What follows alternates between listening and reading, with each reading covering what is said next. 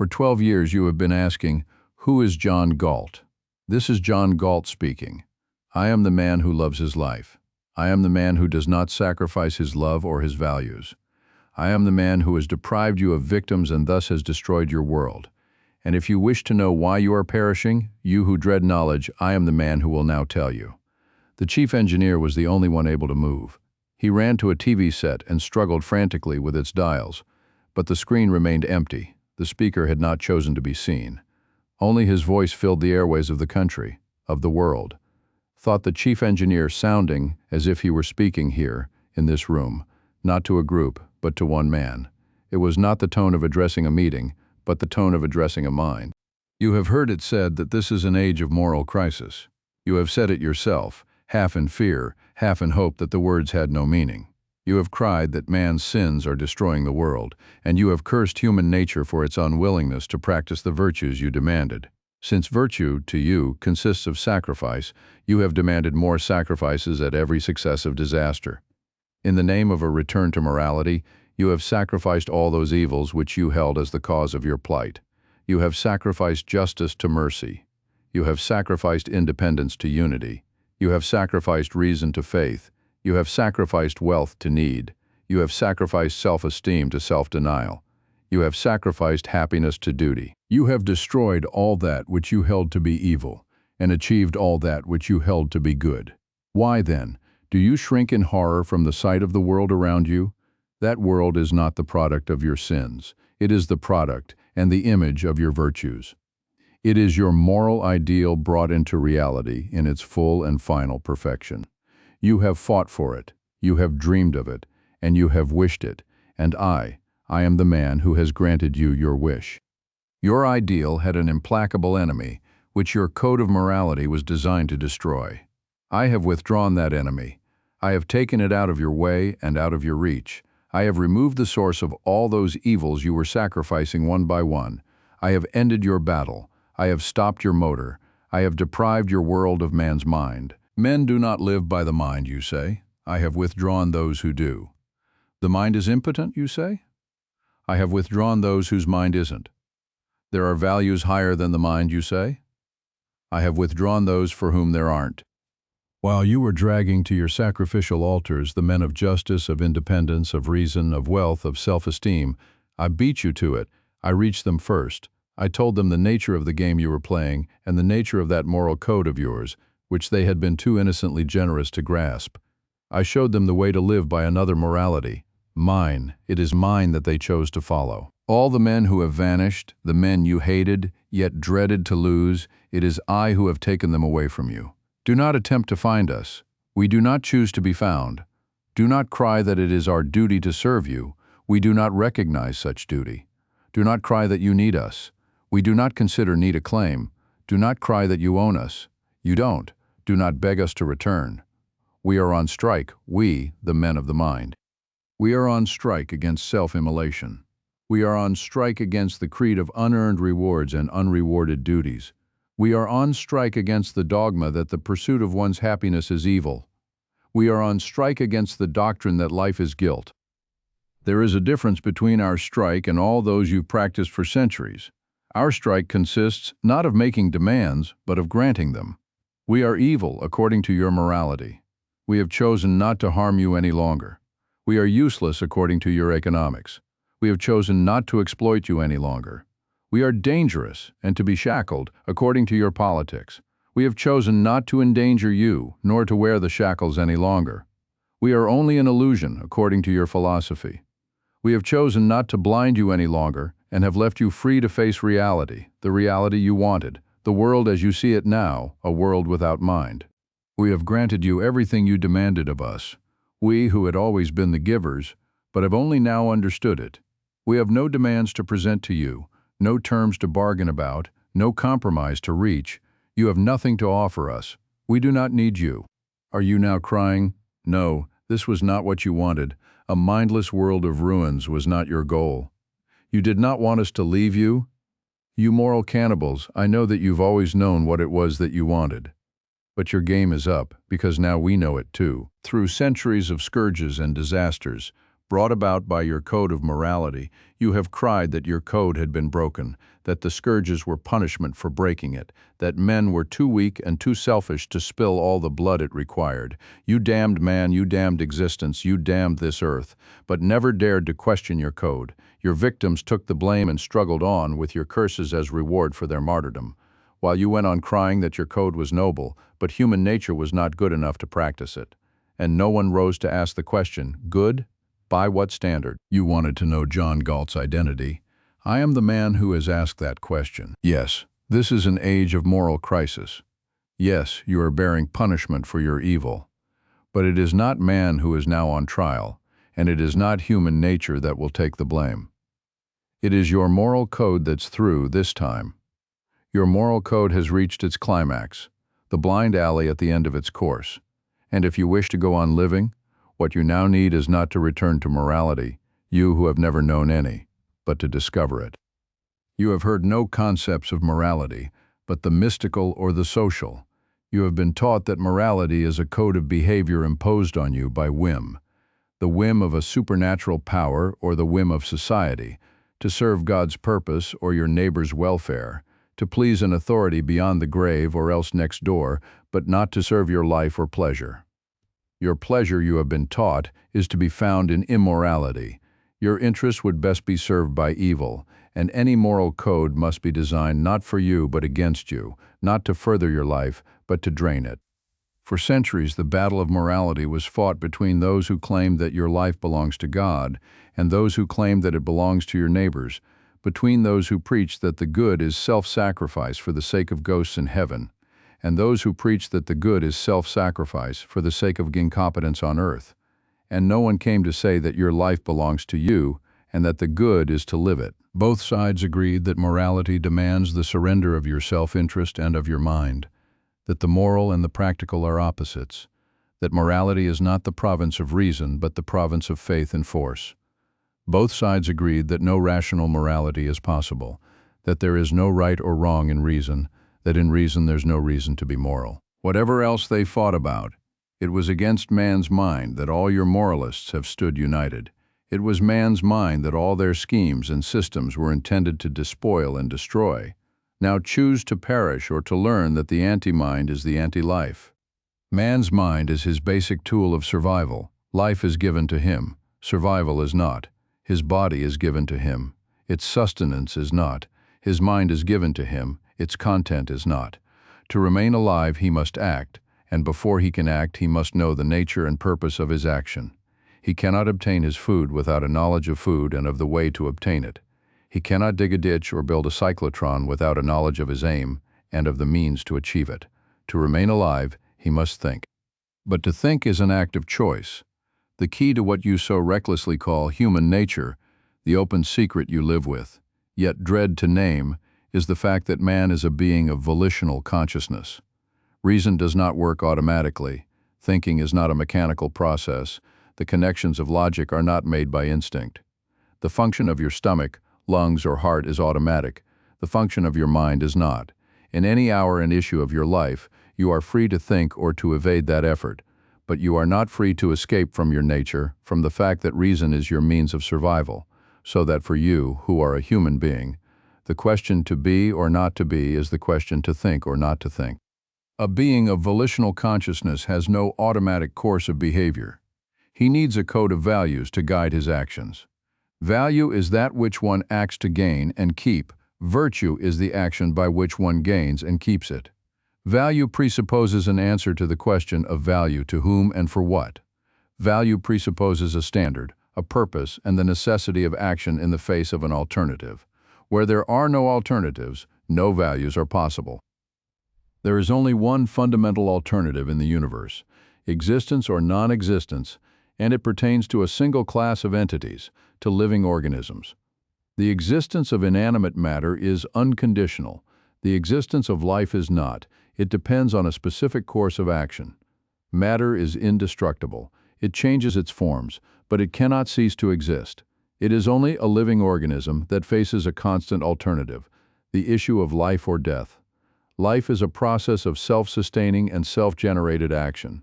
If an organism fails in that action, it does, its chemical elements remain, but its life goes out of existence.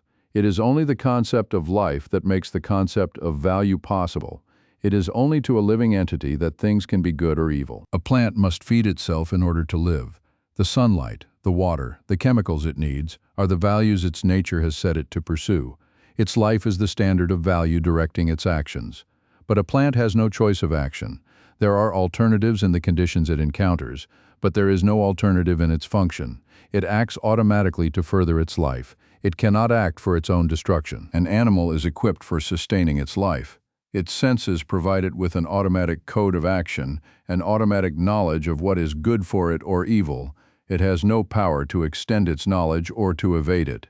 In conditions where its knowledge proves inadequate, it dies. But so long as it lives, it acts on its knowledge, with automatic safety and no power of choice. It is unable to ignore its own good, unable to decide to choose the evil and act as its own destroyer. Man has no automatic code of survival. His particular distinction from all other living species is the necessity to act in the face of alternatives by means of volitional choice. He has no automatic knowledge of what is good for him or evil, what values his life depends on, what course of action it requires. Are you prattling about an instinct of self-preservation? An instinct of self-preservation is precisely what man does not possess. An instinct is an unerring and automatic form of knowledge. A desire is not an instinct. A desire to live does not give you the knowledge required for living, and even man's desire to live is not automatic. Your secret evil today is that is the desire you do not hold. Your fear of death is not a love of life and will not give you the knowledge needed to keep it. Man must obtain his knowledge and choose his actions by a process of thinking, which nature will not force him to perform. Man has the power to act as his own destroyer, and that is the way he has acted through most of his history. A living entity that regarded its means of survival as evil would not survive. A plant that struggled to mangle its roots, a bird that fought to break its wings would not remain for long in the existence they affronted. But the history of man has been a struggle to deny and to destroy his mind. Man has been called a rational being, but rationality is a matter of choice, and the alternative his nature offers him is rational being or suicidal animal. Man has to be man by choice. He has to hold his life as a value by choice. He has to learn to sustain it by choice. He has to discover the values it requires and practice his virtues by choice. A code of values accepted by choice is a code of morality. Whoever you who are hearing me now, I am speaking to whatever living remnant is left uncorrupted within you, to the remnant of the human, to your mind, and I say, there is a morality of reason, a morality proper to man, and man's life is its standard of value. All that which is proper to the life of a rational being is the good. All that which destroys it is the evil. Man's life, as required by his nature, is not the life of a mindless brute, of a looting thug, or a mooching mystic, but the life of a thinking being, not life by means of force or fraud, but life by means of achievement, not survival at any price. Since there's only one price that pays for man's survival: reason. Man's life is the standard of morality, but your own life is its purpose. If existence on earth is your goal, you must choose your actions and values by the standard of that which is proper to man, for the purpose of preserving, fulfilling, and enjoying the irreplaceable value which is your life. Since life requires a specific course of action, any other course will destroy it. A being who does not hold his own life as the motive and goal of his actions is acting on the motive and standard of death. Such a being is a metaphysical monstrosity, struggling to oppose, negate, and contradict the fact of his own existence, running blindly amok on a trail of destruction, capable of nothing but pain. Happiness is the successful state of life. Pain is an agent of death. Happiness is that state of consciousness which proceeds from the achievement of one's values. A morality that dares to tell you to find happiness in the renunciation of your happiness, to value the failure of your values, is an insolent negation of morality. A doctrine that gives you, as an ideal, the role of a sacrificial animal seeking slaughter on the altars of others, is giving you death as your standard. By the grace of reality and the nature of life, every man is an end in himself. He exists for his own sake, and the achievement of his own happiness is his highest moral purpose. But neither life nor happiness can be achieved by the pursuit of irrational whims. Just as man is free to attempt to survive in any random manner, but will perish unless he lives as his nature requires, so he is free to seek his happiness in any mindless fraud, but the torture of frustration is all he will find, unless he seeks the happiness proper to man. The purpose of morality is to teach you not to suffer and die, but to enjoy yourself and live. Sweep aside those parasites of subsidized classrooms who live on the profits of the mind of others and proclaim that man needs no morality, no values, no code of behavior. They who pose as scientists and claim that man is only an animal do not grant him inclusion in the law of existence they have granted to the lowest of insects. They recognize that every living species has a way of survival demanded by its nature. They do not claim that a fish can live out of water or that a dog can live without its sense of smell. But man they claim. The most complex of beings, man can survive in any way whatever. Man has no identity, no nature, and there's no practical reason why he cannot live with his means of survival destroyed, with his mind throttled and placed at the disposal of any orders they might care to issue.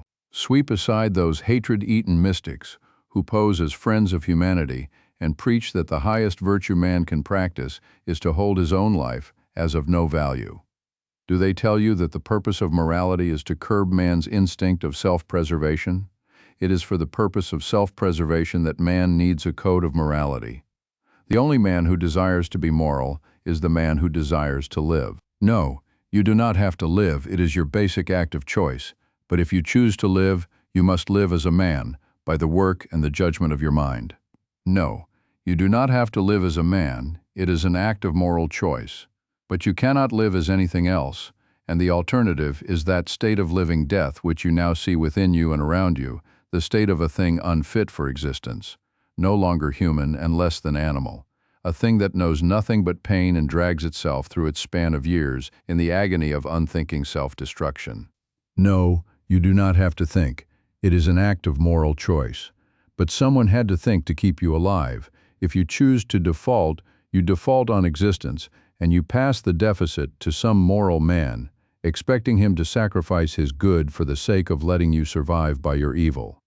No, you do not have to be a man, but today those who are not there any longer. I have removed your means of survival, your victims.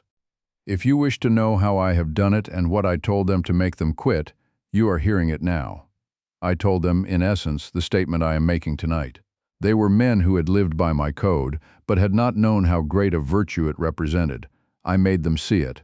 I brought them, not a re-evaluation, but only an identification of their values. We, the men of the mind, are now on strike against you in the name of a single axiom, which is the root of our moral code, just as the root of yours is the wish to escape it, the axiom that existence exists. Existence exists, and the act of grasping that statement implies two corollary axioms, that something exists which one perceives, and that one exists possessing consciousness, consciousness being the faculty of perceiving that which exists.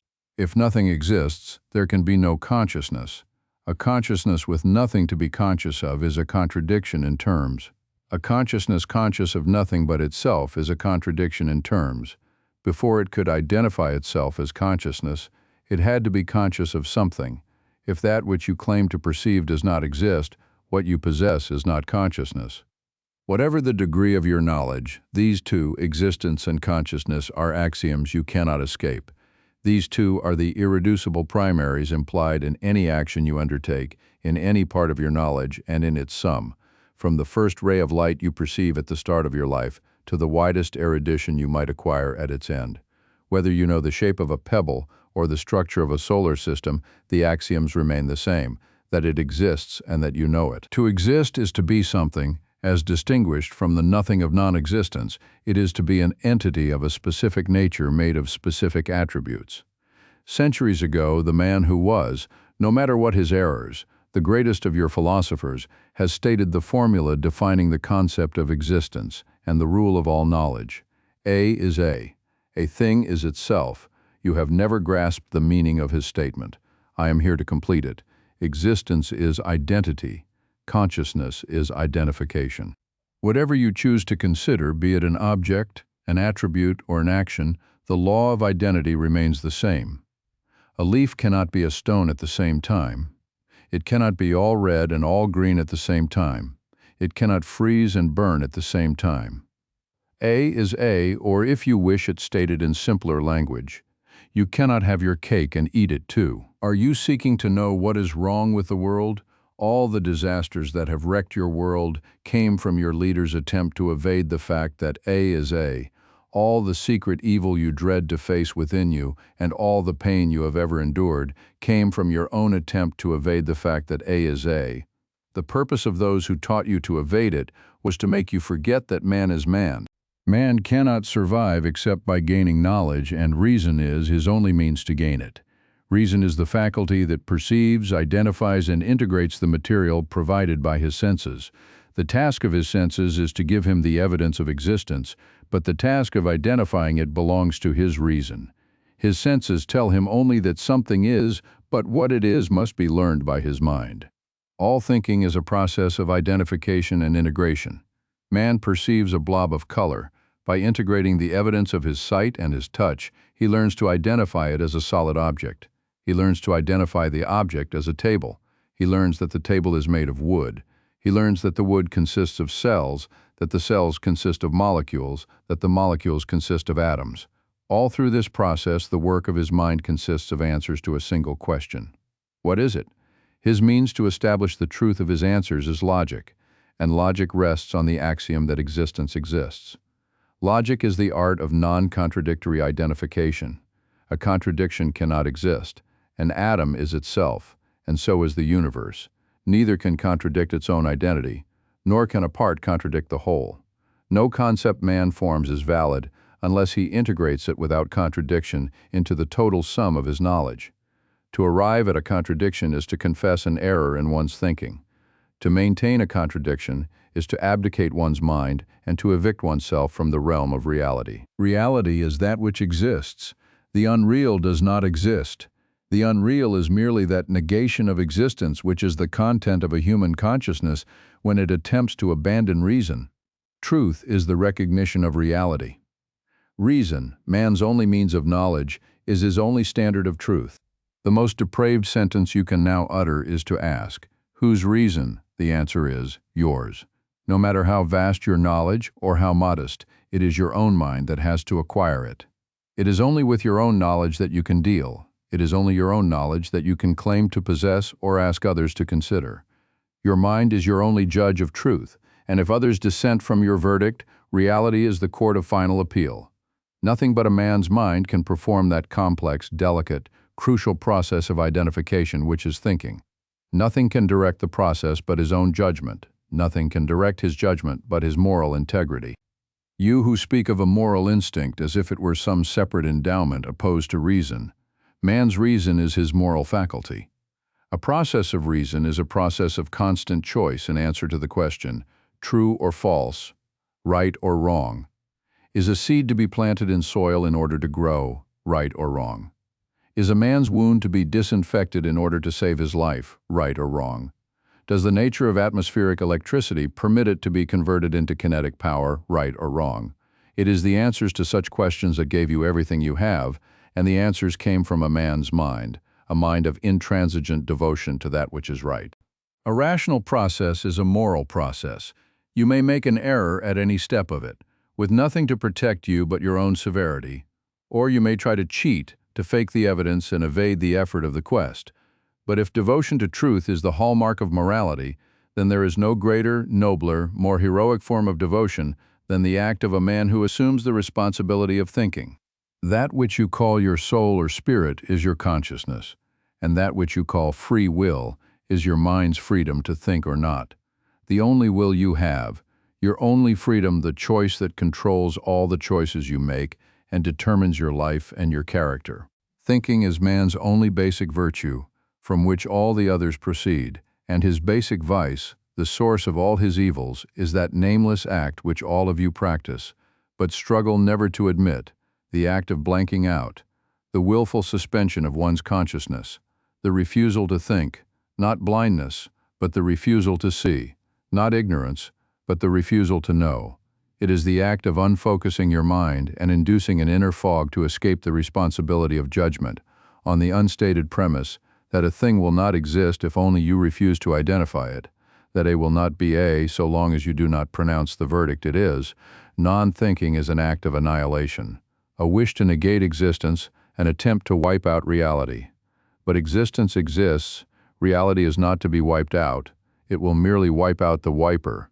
By refusing to say it is, you are refusing to say I am. By suspending your judgment, you are negating your person. When a man declares, "Who am I to know?" he is declaring, "Who am I to live?" This, in every hour and every issue, is your basic moral choice: thinking or non-thinking, existence or non-existence, A or non-A, entity or zero. To the extent to which a man is rational, life is the premise directing his actions.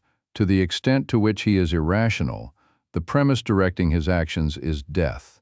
You who prattle that morality is social, and that man would need no morality on a desert island, it is on a desert island that he would need it most. Let him try to claim, when there are no victims to pay for it, that a rock is a house, that sand is clothing, that food will drop into his mouth without cause or effort, that he will collect a harvest tomorrow by devouring his stock seed today, and reality will wipe him out, as he deserves. Reality will show him that life is of value to be bought, and that thinking is the only coin noble enough to buy it. If I were to speak your kind of language, I would say that man's only moral commandment is, "Thou shalt think."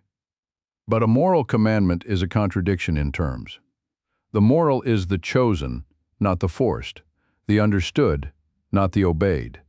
The moral is the rational, and reason accepts no commandments. My morality, the morality of reason, is contained in a single axiom: existence exists, and in a single choice: to live. The rest proceeds from these. To live, man must hold three things as the supreme and ruling values of his life: reason, purpose, self-esteem. Reason, as his only tool of knowledge; purpose, as his choice of the happiness which that tool must proceed to achieve; self-esteem, as his inviolate certainty that his mind is competent to think, and his person is worthy of happiness, which means is worthy of living. These three values imply and require all of man's virtues, and all his virtues pertain to the relation of existence and consciousness: rationality, independence, integrity, honesty, justice, productiveness, pride. Rationality is the recognition of the fact that existence exists, that nothing can alter the truth and nothing can take precedence over that act of perceiving it, which is thinking that the mind is one's only judge of values and one's only guide of action.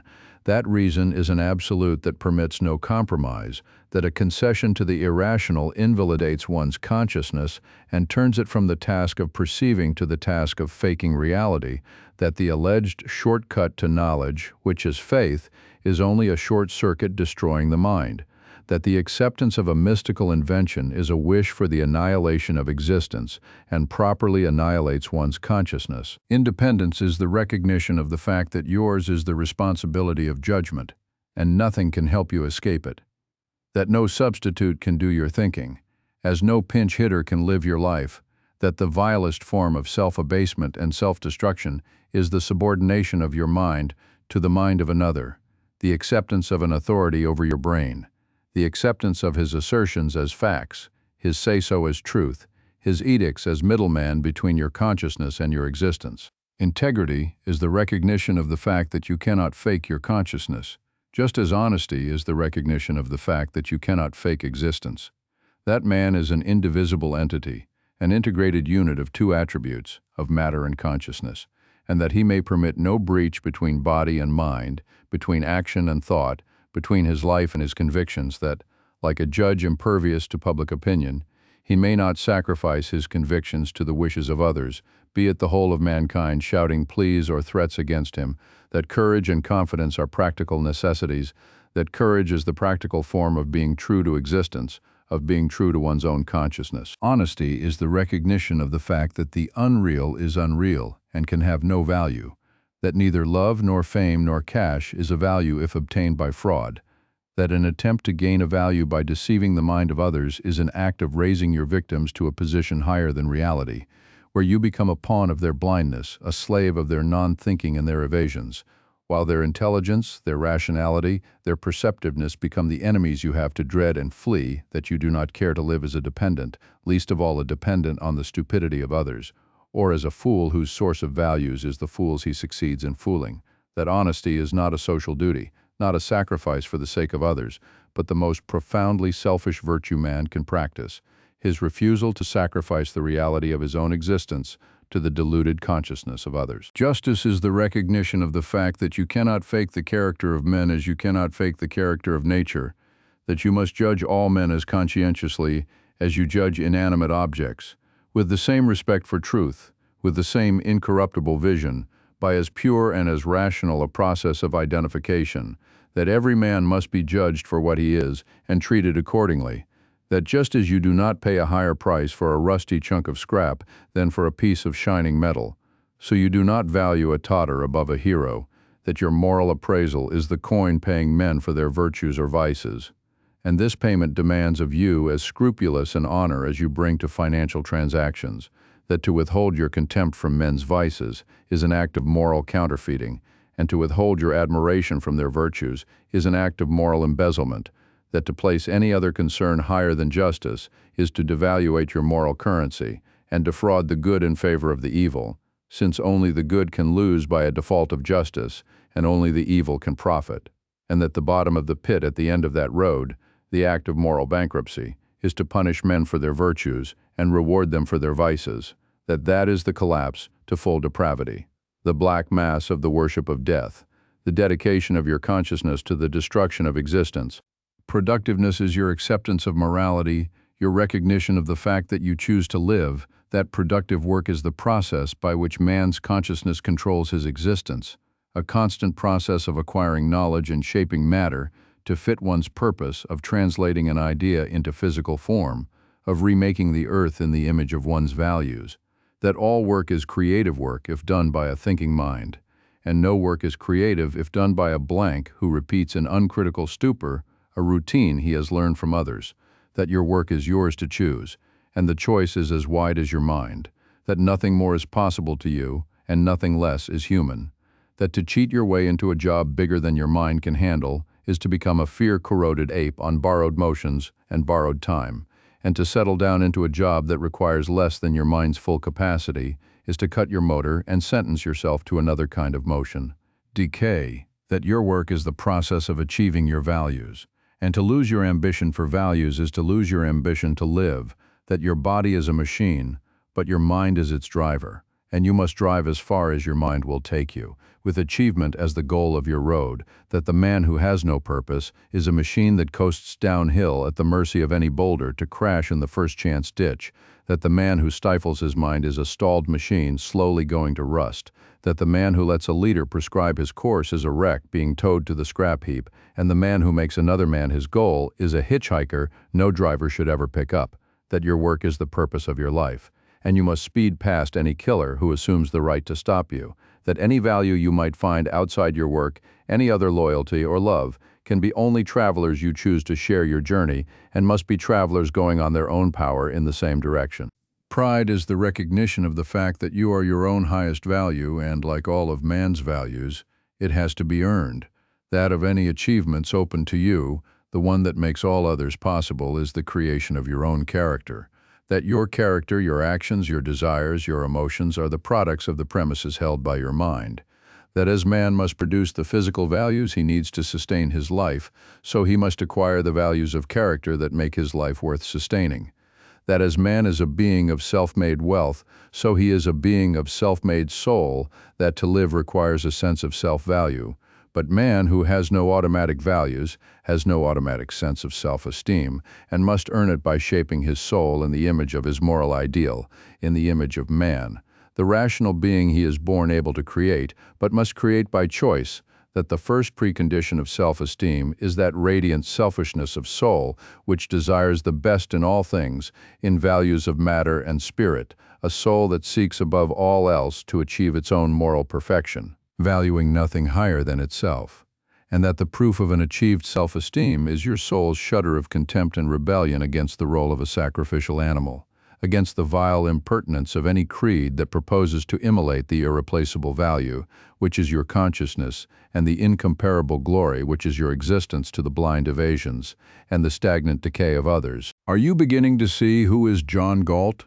I am the man who has earned the thing you did not fight for, the thing you have renounced, betrayed, corrupted, yet were unable fully to destroy and are now hiding as your guilty secret, spending your life in apologies to every professional cannibal, lest it be discovered that somewhere within you, you still long to say what I am now saying to the hearing of the whole of mankind.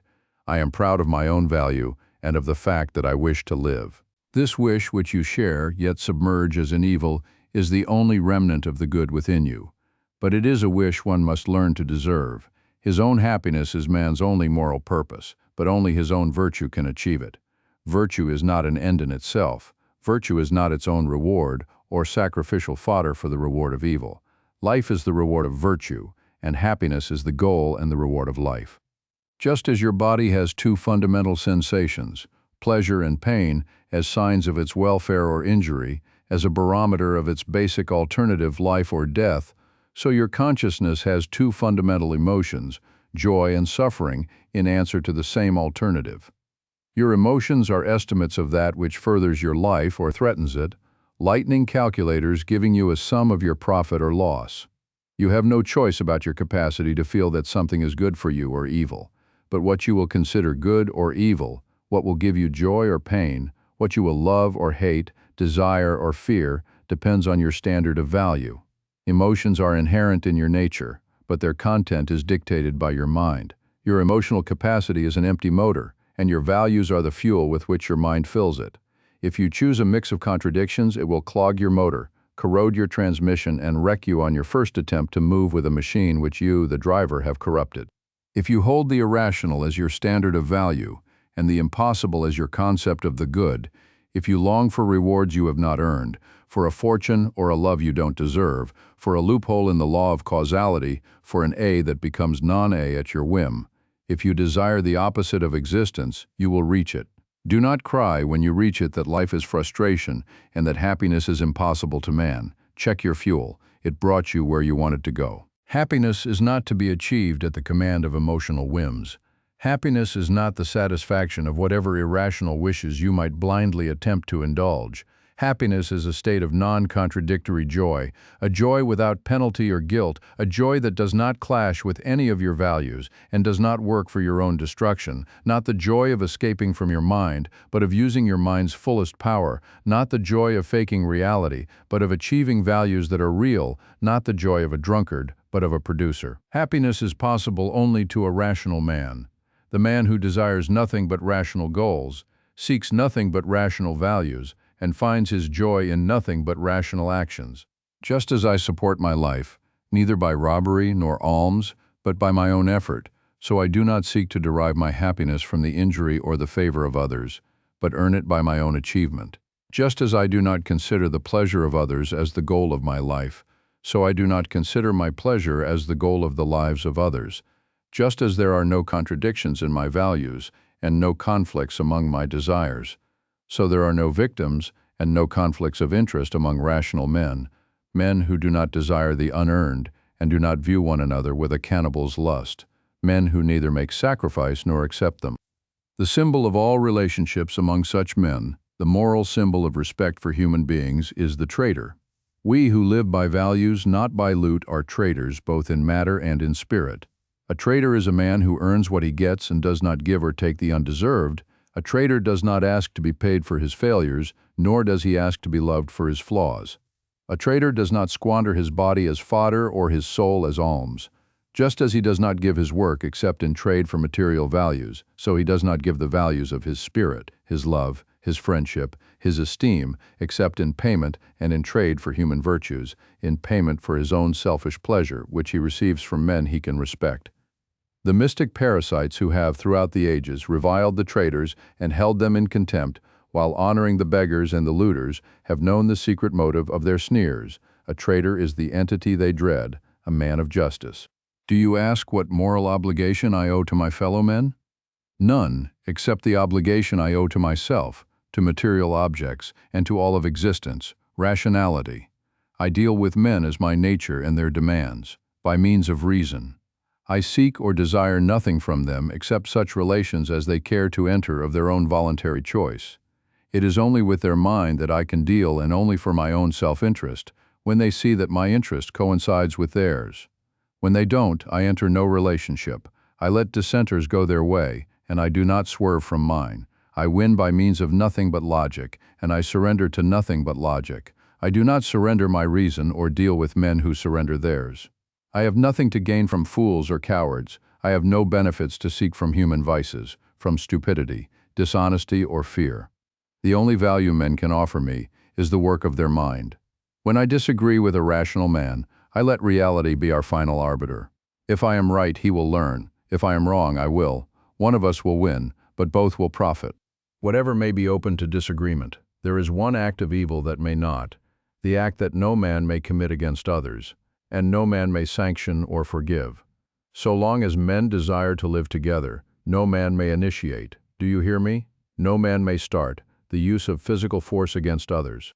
To interpose the threat of physical destruction between a man and his perception of reality is to negate and paralyze his means of survival.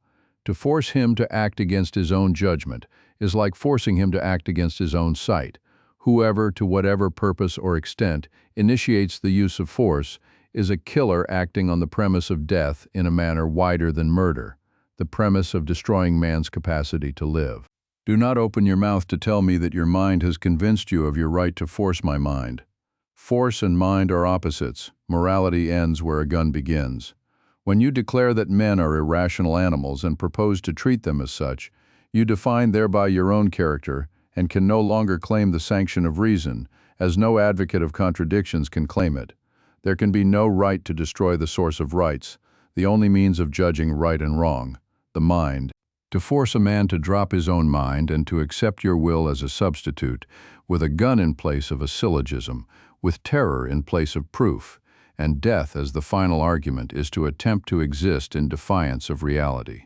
Reality demands of man that he act for his own rational interest. Your gun demands of him that he act against it. Reality threatens man with death if he does not act on his rational judgment. You threaten him with death if he does. You place him into a world where the price of his life is the surrender of all the virtues required by life, and death, by a process of gradual destruction, is all that you and your system will achieve when death is made to be the ruling power, the winning argument in a society of men. Be it a highwayman who confronts a traveler with the ultimatum, your money or your life, or a politician who confronts a country with the ultimatum, your children's education or your life.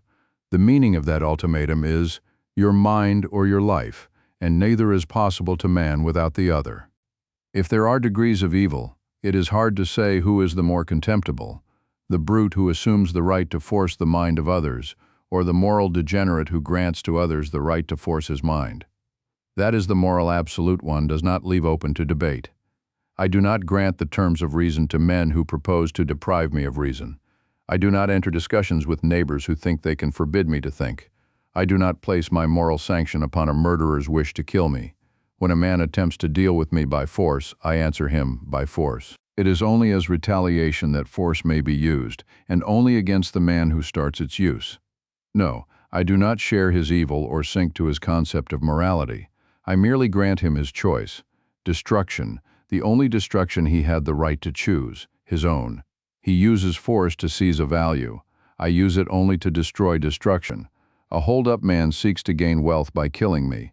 I do not grow richer by killing a hold-up man. I seek no values by means of evil, nor do I surrender my values to evil. In the name of all the producers who had kept you alive and received your death ultimatums in payment, I now answer you with a single ultimatum of our own, our work or your guns. You can choose either. You can't have both. We do not initiate the use of force against others or submit to force at their hands. If you desire ever again to live in an industrial society, it will be on our moral terms. Our terms and our motive power are the antithesis of yours. You have been using fear as your weapon and have been bringing death to man as his punishment for rejecting your morality. We offer him life as his reward for accepting ours. You who are worshippers of the zero, You have never discovered that achieving life is not the equivalent of avoiding death. Joy is not the absence of pain. Intelligence is not the absence of stupidity. Light is not the absence of darkness. An entity is not the absence of a non-entity. Building is not done by abstaining from demolition. Centuries of sitting and waiting in such abstinence will not raise one single girder for you to abstain from demolishing. And now you can no longer say to me, the builder, produce and feed us in exchange for our not destroying your production. I am answering in the name of all your victims. Perish with and in your own void. Existence is not a negation of negatives. Evil, not value, is an absence and a negation. Evil is impotent and has no power but that which we let it extort from us. Perish, because we have learned that a zero cannot hold a mortgage over life. You seek escape from pain. We seek the achievement of happiness. You exist for the sake of avoiding punishment. We exist for the sake of earning rewards. Threats will not make us function. Fear is not our incentive. It is not death that we wish to avoid, but life that we wish to live. You who have lost the concept of the difference, you who claim that fear and joy are incentives of equal power, and secretly add that fear is the more practical, you do not wish to live, and only fear of death still holds you to the existence you have damned. You dart in panic through the trap of your days, looking for the exit you have closed, running from a pursuer you dare not name to a terror you dare not acknowledge, and the greater your terror, the greater your dread of the only act that could save you, thinking. The purpose of your struggle is not to know, not to grasp or name or hear the thing. I shall now state to your hearing that yours is the morality of death. Death is the standard of your values. Death is your chosen goal, and you have to keep running, since there is no escape from the pursuer who is out to destroy you, or from the knowledge that that pursuer is yourself. Stop running. For once, there is no place to run. Stand naked, as you dread to stand. But as I see you, and take a look at what you dared to call a moral code. Damnation is the start of your morality. Destruction is its purpose, means, and end. Your code begins by damning man as evil, then demands that he practice a good which it defines as impossible for him to practice. It demands, as his first proof of virtue, that he accept his own depravity without proof. It demands that he start, not with a standard of value, but with a standard of evil, which is himself, by means of which he is then to define the good. The good is that which he is not. It does not matter who then becomes the profiteer on his renounced glory and tormented soul, a mystic god with some incomprehensible design, or any passer-by whose rotting sores are held as some inexplicable claim upon him. It does not matter. The good is not for him to understand. His duty is to crawl through years of penance, atoning for the guilt of his existence to any stray collector of unintelligible debts. His only concept of a value is a zero. The good is that which is non-man. The name of this monstrous absurdity is original sin. A sin without volition is a slap at morality and an insolent contradiction in terms. That which is outside the possibility of choice is outside the province of morality. If man is evil by birth, he has no will, no power to change it. If he has no will, he can be neither good nor evil. A robot is amoral. To hold as man's sin, a fact not open to his choice, is a mockery of morality. To hold man's nature as his sin is a mockery of nature. To punish him for a crime he committed before he was born is a mockery of justice. To hold him guilty in a matter where no innocence exists is a mockery of reason. To destroy morality, nature, justice, and reason by means of a single concept is a feat of evil hardly to be matched. Yet that is the root of your code. Do not hide behind the cowardly evasion that man is born with free will, but with a tendency to evil. A free will saddled with a tendency is like a game with loaded dice. It forces man to struggle through the effort of playing, to bear responsibility and pay for the game. But the decision is weighted in favor of a tendency that he had no power to escape. If the tendency is of his choice, he cannot possess it at birth. If it is not of his choice, his will is not free. What is the nature of the guilt that your teachers call his original sin? What are the evils man acquired when he fell from a state they consider perfection? Their myth declares that he ate the fruit of the tree of knowledge. He acquired a mind and became a rational being. It was the knowledge of good and evil. He became a mortal being. He was sentenced to earn his bread by his labor. He became a productive being. He was sentenced to experience desire. He acquired the capacity of sexual enjoyment. The evils for which they damn him are reason, morality, creativeness, joy, all the cardinal values of his existence. It is not his vices that their myth of man's fall is designed to explain and condemn. It is not his errors that they hold as his guilt, but the essence of his nature as man. Whatever he was, that robot in the Garden of Eden, who existed without mind, without values, without labor, without love, he was not man. Man's fall, according to your teachers, was that he gained the virtues required to live. These virtues, by their standard, are his sin. His evil, they charge, is that he's man. His guilt, they charge, is that he lives. They call it a morality of mercy and a doctrine of love for man. No, they say, they do not preach that man is evil. The evil is only that alien object, his body. No, they say they do not wish to kill him, they only wish to make him lose his body. They seek to help him, they say, against his pain, and they point at the torture rack to which they've tied him, the rack with two wheels that pull him in opposite directions, the rack of the doctrine that splits his soul and body. They have cut man in two, setting one half against the other. They have taught him that his body and his consciousness are two enemies engaged in deadly conflict, two antagonists of opposite natures, contradictory claims, incompatible needs, that to benefit one is to injure the other, that his soul belongs to a supernatural realm, but his body is an evil prison holding it in bondage to this earth, and that the good is to defeat his body, to undermine it by years of patient struggle, digging his way to that gorgeous jailbreak which leads into the freedom of the grave. They have taught man that he is a hopeless misfit made of two elements, both symbols of death. A body without a soul is a corpse. A soul without a body is a ghost. Yet such is their image of man's nature, the battleground of a struggle between a corpse and a corpse endowed with some evil volition of its own, and a ghost endowed with the knowledge that everything known to man is non-existent, that only the unknowable exists. Do you observe what human faculty that doctrine was designed to ignore? It was man's mind that had to be negated in order to make him fall apart. Once he surrendered reason, he was left at the mercy of two monsters whom he could not fathom or control, of a body moved by unaccountable instincts, and of a soul moved by mystic revelations. He was left as the passively ravaged victim of a battle between a robot and a dictaphone. And as he now crawls through the wreckage, groping blindly for a way to live, your teachers offer him the help of a morality that proclaims that he'll find no solution and must seek no fulfillment on earth. Real existence, they tell him, is that which he cannot perceive. True consciousness is the faculty of perceiving the non-existent, and if he is unable to understand it, that is the proof that his existence is evil and his consciousness impotent. As products of the split between man's soul and body, there are two kinds of teachers of the morality of death, the mystics of spirit and the mystics of muscle, whom you call the spiritualists and the materialists, those who believe in consciousness without existence and those who believe in existence without consciousness. Both demand the surrender of your mind, one to their revelation, the other to their reflexes.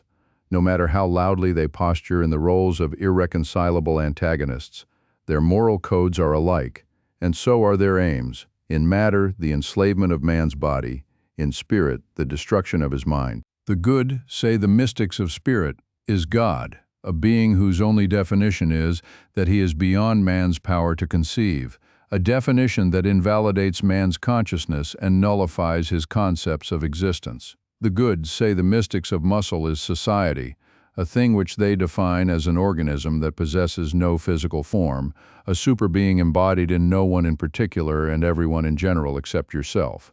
Man's mind, say the mystics of spirit, must be subordinated to the will of God. Man's mind, say the mystics of muscle, must be subordinated to the will of society.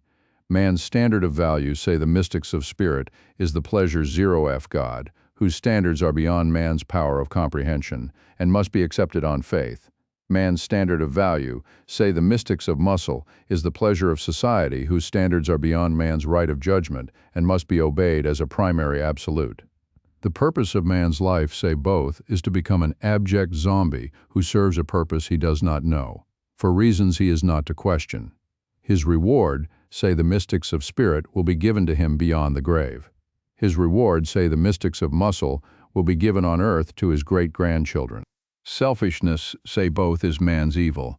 Man's good, say both, is to give up his personal desires, to deny himself, renounce himself, surrender.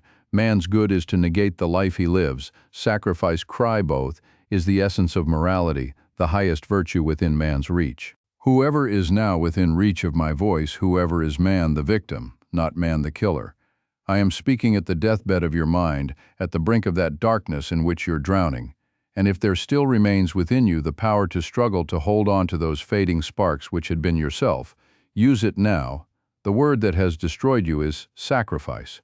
Use the last of your strength to understand its meaning. You're still alive. You have a chance. Sacrifice does not mean the rejection of the worthless, but of the precious. Sacrifice does not mean the rejection of the evil for the sake of the good, but of the good for the sake of the evil. Sacrifice is the surrender of that which you value in favor of that which you don't. If you exchange a penny for $1, it is not a sacrifice. If you exchange $1 for a penny, it is.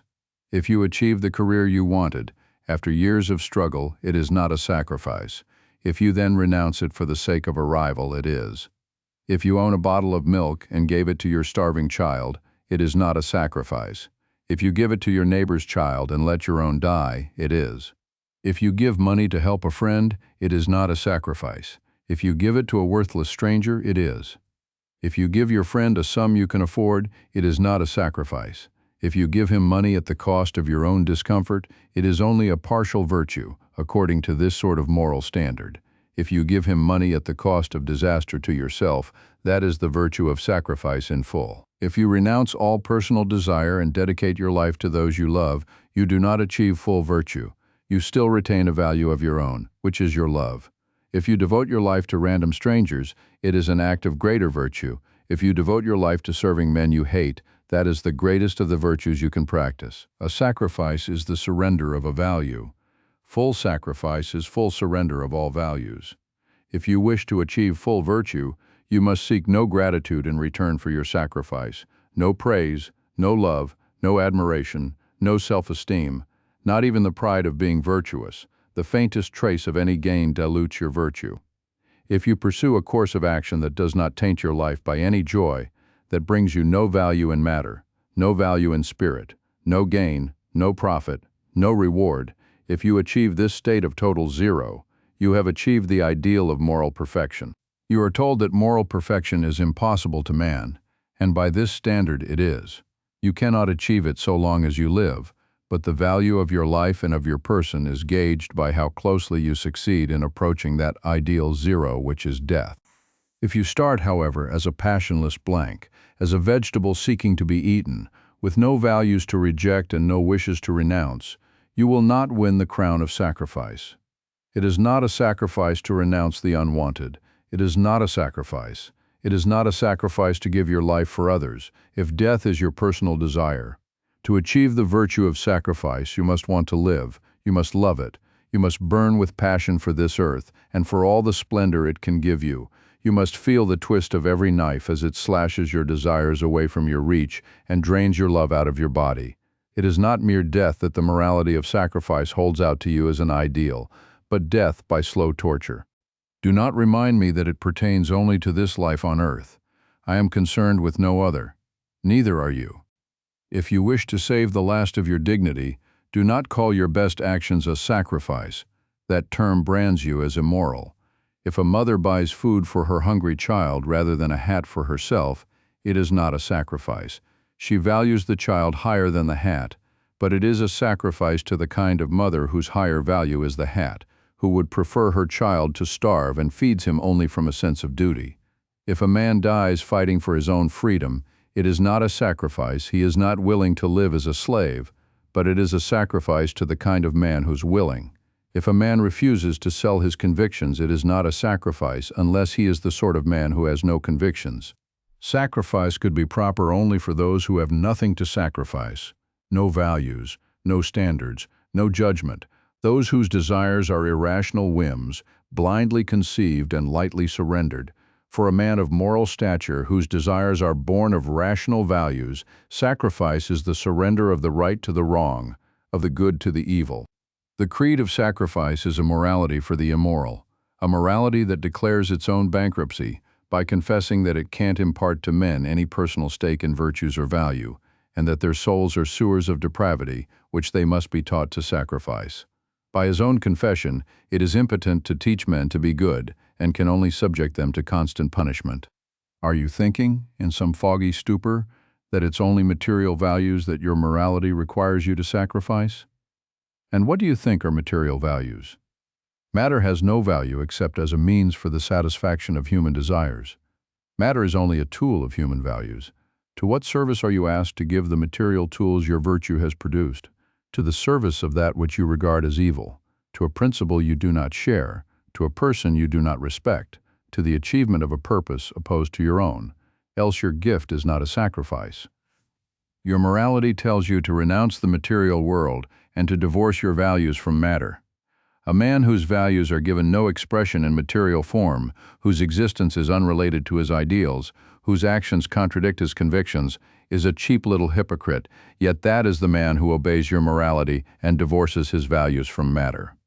The man who loves one woman but sleeps with another, the man who admires the talent of a worker but hires another, the man who considers one cause to be just but donates his money to the support of another, the man who holds high standards of craftsmanship but devotes his effort to the production of trash.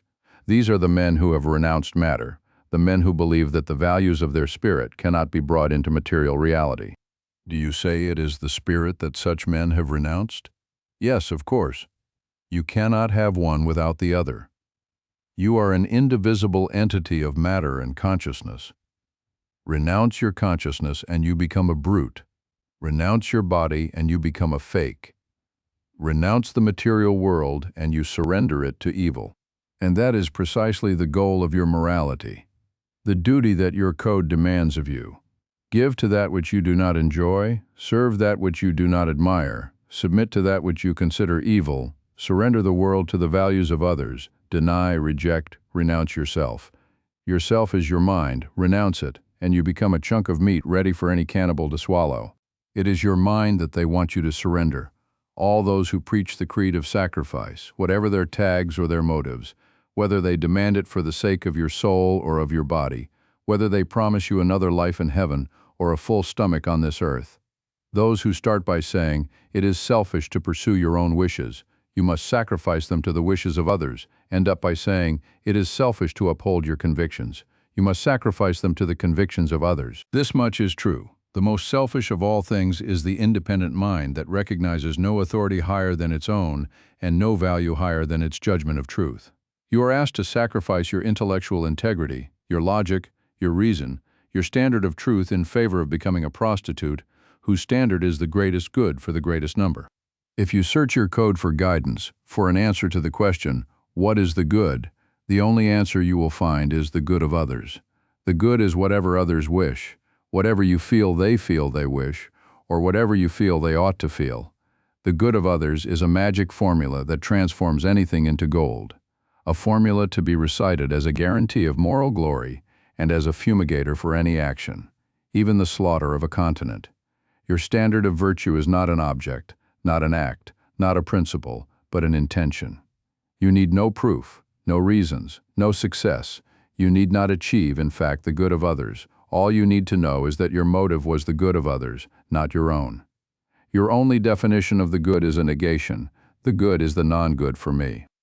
Your code, which boasts that it upholds eternal, absolute, objective moral values and scorns the conditional, the relative, and the subjective, your code hands out as its version of the absolute the following rule of moral conduct. If you wish it, it's evil. If others wish it, it's good. If the motive of your action is your welfare, don't do it. If the motive is the welfare of others, then anything goes. As this double-jointed, double-standard morality splits you in half, so it splits mankind into two enemy camps. One is you, the other is all the rest of humanity. You are the only outcast who has no right to wish to live. You are the only servant, the rest are the masters. You are the only giver, the rest are the takers. You are the eternal debtor, the rest are the creditors never to be paid off. You must not question their right to your sacrifice or the nature of their wishes and their needs. Their right is conferred upon them by a negative, by the fact that they are non-you. For those of you who might ask questions, your code provides a consolation prize and booby trap. It is for your own happiness, it says, that you must serve the happiness of others. The only way to achieve your joy is to give it up to others. The only way to achieve your prosperity is to surrender your wealth to others. The only way to protect your life is to protect all men except yourself. And if you find no joy in this procedure, it is your own fault and the proof of your evil.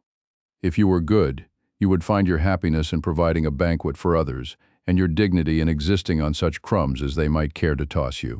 You who have no standard of self-esteem, accept the guilt and dare not ask the questions, but you know the unadmitted answer, refusing to acknowledge what you see, what hidden premise moves your world. You know it not in honest statement, but as a dark uneasiness within you, while you flounder between guilty cheating and grudgingly practicing a principle too vicious to name. I, who do not accept the unearned, neither in values nor in guilt, am here to ask the questions you evaded. Why is it moral to serve the happiness of others, but not your own? If enjoyment is a value, why is it moral when experienced by others, but immoral when experienced by you? If the sensation of eating a cake is a value, why is it an immoral indulgence in your stomach, but a moral goal for you to achieve in the stomach of others? Why is it immoral for you to desire, but moral for others to do so? Why is it immoral to produce a value and keep it, but moral to give it away? And if it is not moral for you to keep a value, why is it moral for others to accept it? If you are selfless and virtuous when you give it, are they not selfish and vicious when they take it? Does virtue consist of serving vice? Is the moral purpose of those who are good self-immolation for the sake of those who are evil? The answer you evade, the monstrous answer is, no, the takers are not evil, provided they did not earn the value you gave them. It is not immoral for them to accept it, provided they are unable to produce it, unable to deserve it, unable to give you any value in return. It is not immoral for them to enjoy it, provided they do not obtain it by right. Such is the secret core of your creed, the other half of your double standard. It is immoral to live by your own effort, but moral to live by the effort of others. It is immoral to consume your own product, but moral to consume the products of others. It is immoral to earn, but moral to mooch. It is the parasites who are the moral justification for the existence of the producers, but the existence of the parasites is an end in itself. It is evil to profit by achievement, but good to profit by sacrifice. It is evil to create your own happiness, but good to enjoy it at the price of the blood of others. Your code divides mankind into two castes and commands them to live by opposite rules: those who may desire anything and those who may desire nothing, the chosen and the demand, the riders and the carriers, the eaters and the eaten. What standard determines your caste? What passkey admits you to the moral elite? The passkey is lack of value. Whatever the value involved, it is your lack of it that gives you a claim upon those who don't lack it. It is your need that gives you a claim to rewards. If you are able to satisfy your need, your ability annuls your right to satisfy it. But a need you are unable to satisfy gives you first right to the lives of mankind. If you succeed, any man who fails is your master. If you fail, any man who succeeds is your serf. Whether your failure is just or not, whether your wishes are rational or not, whether your misfortune is undeserved or the result of your vices, it is misfortune that gives you a right to rewards. It is pain, regardless of its nature or cause, pain as a primary absolute, that gives you a mortgage on all of existence. If you heal your pain by your own effort, you receive no moral credit. Your code regards it scornfully as an act of self-interest. Whatever value you seek to acquire, be it wealth or food or love or rights, if you acquire it by means of your virtue, your code does not regard it as a moral acquisition. You occasion no loss to anyone. It is a trade, not alms, a payment, not a sacrifice. The deserved belongs in the selfish, commercial realm of mutual profit. It is only the undeserved that calls for that moral transaction, which consists of profit to one at the price of disaster to the other. To demand rewards for your virtue is selfish and immoral. It is your lack of virtue that transforms your demand into a moral right. A morality that holds need as a claim, holds emptiness, non-existence as its standard of value. It rewards an absence, a defeat, weakness, inability, incompetence, suffering, disease, disaster, the lack, the fault, the flaw, the zero. Who provides the account to pay these claims? Those who are cursed for being non-zeros, each to the extent of his distance from that ideal. Since all values are the product of virtues, the degree of your virtue is used as the measure of your penalty. The degree of your faults is used as the measure of your gain. Your code declares that the rational man must sacrifice himself to the irrational, the independent man to parasites, the honest man to the dishonest, the man of justice to the unjust, the productive man to thieving loafers, the man of integrity to compromising knaves, the man of self-esteem to sniveling neurotics. Do you wonder at the meanness of soul in those you see around you? The man who achieves these virtues will not accept your moral code. The man who accepts your moral code will not achieve these virtues. Under a morality of sacrifice, the first value you sacrifice is morality. The next is self-esteem. When need is the standard, every man is both victim and parasite. As a victim, he must labor to fill the needs of others, leaving himself in the position of a parasite whose needs must be filled by others. He cannot approach his fellow men except in one of two disgraceful roles. He is both a beggar and a sucker. You fear the man who has $1 less than you. That dollar is rightfully his. He makes you feel like a moral defrauder. You hate the man who has $1 more than you. That dollar is rightfully yours. He makes you feel that you are morally defrauded. The man below is a source of your guilt. The man above is a source of your frustration. You do not know what to surrender or demand, when to give and when to grab. What pleasure in life is rightfully yours and what debt is still unpaid to others. You struggle to evade, as theory, the knowledge that by the moral standard you've accepted you are guilty every moment of your life. There is no mouthful of food you swallow that is not needed by someone somewhere on earth, and you give up the problem in blind resentment. You conclude that moral perfection is not to be achieved or desired, that you will muddle through by snatching as snatch can and by avoiding the eyes of the young, of those who look at you as if self-esteem were possible and they expected you to have it. Guilt is all that you retain within your soul, and so does every other man as he goes past, avoiding your eyes. Do you wonder why your morality has not achieved brotherhood on earth or the goodwill of man to man? The justification of sacrifice that your morality propounds is more corrupt than the corruption it purports to justify. The motive of your sacrifice, it tells you, should be love, the love you ought to feel for every man. A morality that professes the belief that the values of the spirit are more precious than matter. A morality that teaches you to scorn a whore who gives her body indiscriminately to all men. This same morality demands that you surrender your soul to promiscuous love for all comers. As there can be no causeless wealth, so there can be no causeless love or any sort of causeless emotion. An emotion is a response to a face of reality, an estimate dictated by your standards. To love is to value. The man who tells you that it is possible to value without values, to love those whom you appraise as worthless, is the man who tells you that it is possible to grow rich by consuming without producing, and that paper money is as valuable as gold. Observe that he does not expect you to feel a causeless fear. When his kind get into power, they are expert at contriving means of terror, at giving you ample cause to feel the fear by which they desire to rule you. But when it comes to love, the highest of emotions, you permit them to shriek at you accusingly that you are a moral delinquent, if you're incapable of feeling causeless love. When a man feels fear without reason, you call him to the attention of a psychiatrist. You are not so careful to protect the meaning, the nature, and the dignity of love. Love is the expression of one's values, the greatest reward you can earn for the moral qualities you have achieved in your character and person. The emotional price paid by one man for the joy he receives from the virtues of another. Your morality demands that you divorce your love from values and hand it down to any vagrant, not as response to his worth, but as response to his need, not as reward, but as alms, not as a payment for virtues, but as a blank check on vices. Your morality tells you that the purpose of love is to set you free of the bonds of morality, that love is superior to moral judgment, that true love transcends, forgives, and survives every manner of evil in its object. And the greater the love, the greater the depravity it permits to the loved. To love a man for his virtues is paltry and human, it tells you. To love him for his flaws is divine. To love those who are worthy of it is self-interest. To love the unworthy is sacrifice. You owe your love to those who don't deserve it, and the less they deserve it, the more love you owe them, the more loathsome the object, the nobler your love, The more unfastidious your love, the greater the virtue. And if you can bring your soul to the state of a dump heap that welcomes anything on equal terms, if you can cease to value moral values, you have achieved the state of moral perfection.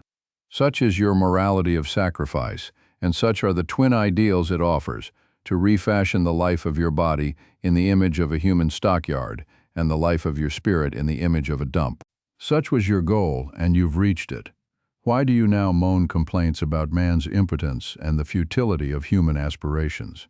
Because you were unable to prosper by seeking destruction, because you were unable to find joy by worshiping pain, because you were unable to live by holding death as your standard of value. The degree of your ability to live was the degree to which you broke your moral code, yet you believe that those who preach it are friends of humanity. You damn yourself and dare not question their motives or their goals. Take a look at them now, when you face your last choice, and if you choose to perish, do so with full knowledge of how cheaply so small an enemy has claimed your life. The mystics of both schools, who preach the creed of sacrifice, are germs that attack you through a single sore, your fear of relying on your mind. They tell you that they possess a means of knowledge higher than the mind, a mode of consciousness superior to reason, like a special pull with some bureaucrat of the universe who gives them secret tips withheld from others. The mystics of spirit declare that they possess an extra sense you lack. This special sixth sense consists of contradicting the whole of the knowledge of your five.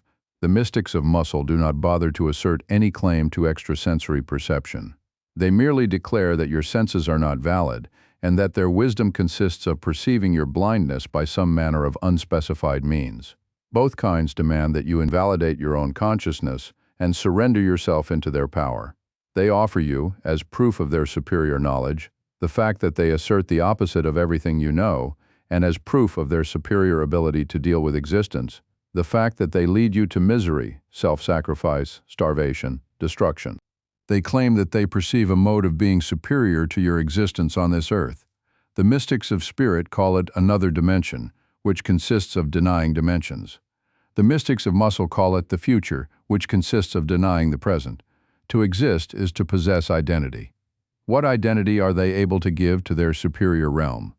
They keep telling you what it is not, but never tell you what it is.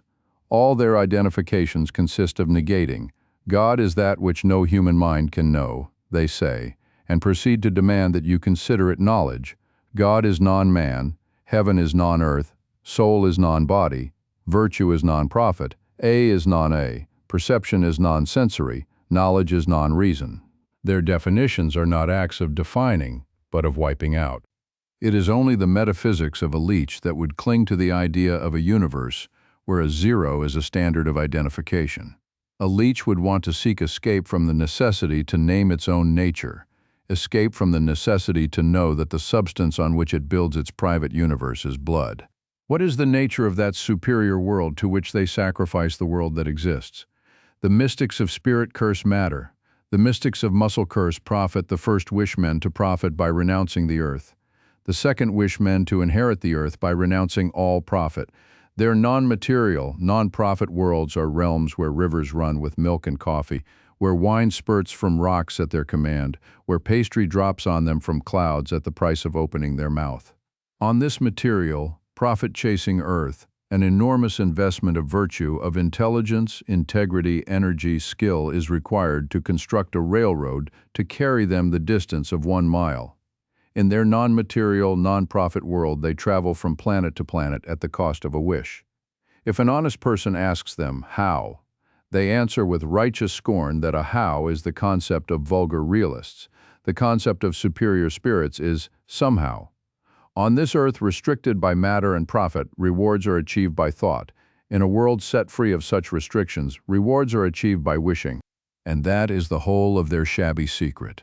The secret of all their esoteric philosophies, of all their dialectics and supersenses, of their evasive eyes and snarling words, the secret for which they destroy civilization, language, industries, and lives, the secret for which they pierce their own eyes and eardrums, grind out their senses, blank out their minds, the purpose for which they dissolve the absolutes of reason, logic, matter, existence, reality, is to erect upon that plastic fog a single holy absolute, their wish. The restriction they seek to escape is the law of identity. The freedom they seek is freedom from the fact that an A will remain an A, no matter what their tears or tantrums, that a river will not bring them milk, no matter what their hunger, that water will not run uphill, no matter what comforts they could gain if it did, and if they want to lift it to the roof of a skyscraper, they must do it by a process of thought and labor, in which the nature of an inch of pipeline counts. But their feelings do not, that their feelings are impotent to alter the course of a single speck of dust in space, or the nature of any action they have committed. Those who tell you that man is unable to perceive a reality undistorted by his senses mean that they are unwilling to perceive a reality undistorted by their feelings. Things as they are things as perceived by your mind. Divorce them from reason, and they become things as perceived by your wishes. There is no honest revolt against reason, and when you accept any part of their creed, your motive is to get away with something your reason would not permit you to attempt. The freedom you seek is freedom from the fact that if you stole your wealth, you are a scoundrel. No matter how much you give to charity or how many prayers you recite, that if you sleep with sluts, you're not a worthy husband. No matter how anxiously you feel that you love our wife next morning, that you are an entity, not a series of random pieces, scattered through a universe where nothing sticks and nothing commits you to anything. The universe of a child's nightmare where identities switch and swim, where the rotter and the hero are interchangeable parts arbitrarily assumed at will, that you're a man, that you're an entity, that you are. No matter how eagerly you claim that the goal of your mystic wishing is a higher mode of life, the rebellion against identity is the wish for non-existence. The desire not to be anything is the desire not to be. Your teachers, the mystics of both schools, have reversed causality in their consciousness, then strive to reverse it in existence. They take their emotions as a cause and their mind as a passive effect. They make their emotions their tool for perceiving reality. They hold their desires as an irreducible primary, as a fact superseding all facts. An honest man does not desire until he has identified the object of his desire. He says, "It is, therefore I want it." They say, "I want it, therefore it is." They want to cheat the axiom of existence and consciousness. They want their consciousness to be an instrument not of perceiving, but of creating existence, and existence to be not the object, but the subject of their consciousness. They want to be that God they created in their image and likeness, who creates a universe out of a void by means of an arbitrary whim. But reality is not to be cheated. What they achieve is the opposite of their desire. They want an omnipotent power over existence. Instead, they lose the power of the consciousness. By refusing to know, they condemn themselves to the horror of a perpetual unknown. Those irrational wishes that draw you to their creed, those emotions you worship as an idol, on whose altar you sacrifice the earth, that dark, incoherent passion within you, which you take as the voice of God or of your glands, is nothing more than the corpse of your mind, an emotion that clashes with your reason. An emotion that you cannot explain or control is only the carcass of that stale thinking which you forbade your mind to revise. Whenever you committed the evil of refusing to think and to see, of exempting from the absolute of reality some one small wish of yours, whenever you chose to say, "Let me withdraw from the judgment of reason the cookies I stole, or the existence of God. Let me have my one irrational whim, and I will be a man of reason about all else," that was the act of subverting your consciousness, the act of corrupting your mind. Your mind then became a fixed jury who takes orders from a secret underworld, whose verdict distorts the evidence to fit an absolute it dares not touch, and a censored reality is the result. A splintered reality where the bits you chose to see are floating among the chasms of those you didn't, held together by that embalming fluid of the mind, which is an emotion exempted from thought. The links you strive to drown are casual connections. The enemy you seek to defeat is the law of causality. It permits you no miracles. The law of causality is the law of identity applied to action. All actions are caused by entities. The nature of an action is caused and determined by the nature of the entities that act. A thing cannot act in contradiction to its nature. An action not caused by an entity would be caused by a zero, which would mean a zero controlling a thing, a non-entity controlling an entity, the non-existent ruling, the existent, which is the universe of your teacher's desire, the cause of their doctrines of causeless action, the reason of their revolt against reason, the goal of their morality, their politics, their economics, the ideal they strive for, the reign of the zero. The law of identity does not permit you to have your cake and eat it too. The law of causality does not permit you to eat your cake before you have it. But if you drown both laws in the blanks of your mind, if you pretend to yourself and to others that you don't see, then you can try to proclaim your right to eat your cake today and mine tomorrow. You can preach that the way to have a cake is to eat it first, before you bake it, that the way to produce is to start by consuming, that all wishers have an equal claim to all things, since nothing is caused by anything.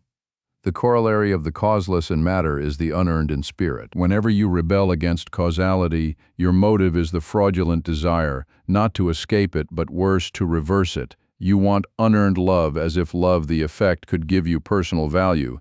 The cause, you want unearned admiration, as if admiration, the effect, could give you virtue. The cause, you want unearned wealth, as if wealth, the effect, could give you ability. The cause, you plead for mercy, mercy, not justice, as if an unearned forgiveness could wipe out the cause of your plea. And to indulge your ugly little shams, you support the doctrines of your teachers while they run hog-wild, proclaiming that spending, the effect, creates riches. The cause, that machinery, the effect, creates intelligence. The cause, that your sexual desires, the effect, create your philosophical values. The cause. Who pays for the orgy? Who causes the causeless? Who are the victims condemned to remain unacknowledged and to perish in silence, lest their agony disturb your pretense that they do not exist? We are, we, the men of the mind. We are the cause of all the values that you covet. We who perform the process of thinking, which is the process of defining identity and discovering causal connections. We taught you to know, to speak, to produce, to desire, to love. You who abandon reason, were it not for us who preserve it, you would not be able to fulfill or even to conceive your wishes. You would not be able to desire the clothes that had not been made, the automobile that had not been invented, the money that had not been devised, as exchange for goods that did not exist, the admiration that had not been experienced for men who had achieved nothing, the love that belongs and pertains only to those who preserve their capacity to think, to choose, to value. You who leap like a savage out of the jungle of your feelings to the Fifth Avenue of our New York, and proclaim that you want to keep the electric lights, but to destroy the generators. It is our wealth that you use while destroying us. It is our values that you use while damning us. It is our language that you use while denying the mind. Just as your mystics of spirit invented their heaven in the image of our earth, omitting our existence, and promised you rewards created by miracle out of non-matter, so your modern mystics of muscle omit our existence and promise you a heaven where matter shapes itself of its own causeless will into all the rewards desired by your non-mind. For centuries, the mystics of spirit had existed by running a protection racket, by making life on earth unbearable, then charging you for consolation and relief, by forbidding all the virtues that make existence possible, then riding on the shoulders of your guilt, by declaring production and joy to be sins, then collecting blackmail from the sinners.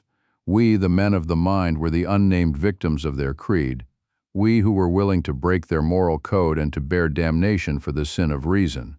We who thought and acted while they wished and prayed. We who were moral outcasts. We who were bootleggers of life when life was held to be a crime, while they basked in moral glory for the virtue of surpassing material greed and of distributing in selfless charity the material goods produced by blank out. Now we are chained and commanded to produce by savages who do not grant us even the identification of sinners, by savages who proclaim that we do not exist, then threaten to deprive us of the life we don't possess if we fail to provide them with the goods we don't produce. Now we are expected to continue running railroads and to know the minute when a train will arrive after crossing the span of a continent. We are expected to continue running steel mills and to know the molecular structure of every drop of metal in the cables of your bridges and in the body of the airplanes that support you in midair, while the tribes of your grotesque little mystics of muscle fight over the carcass of our world, gibbering in sounds of non-language, that there are no principles, no absolutes, no knowledge, no mind. Dropping below the level of a savage who believes that the magic words he utters have the power to alter reality.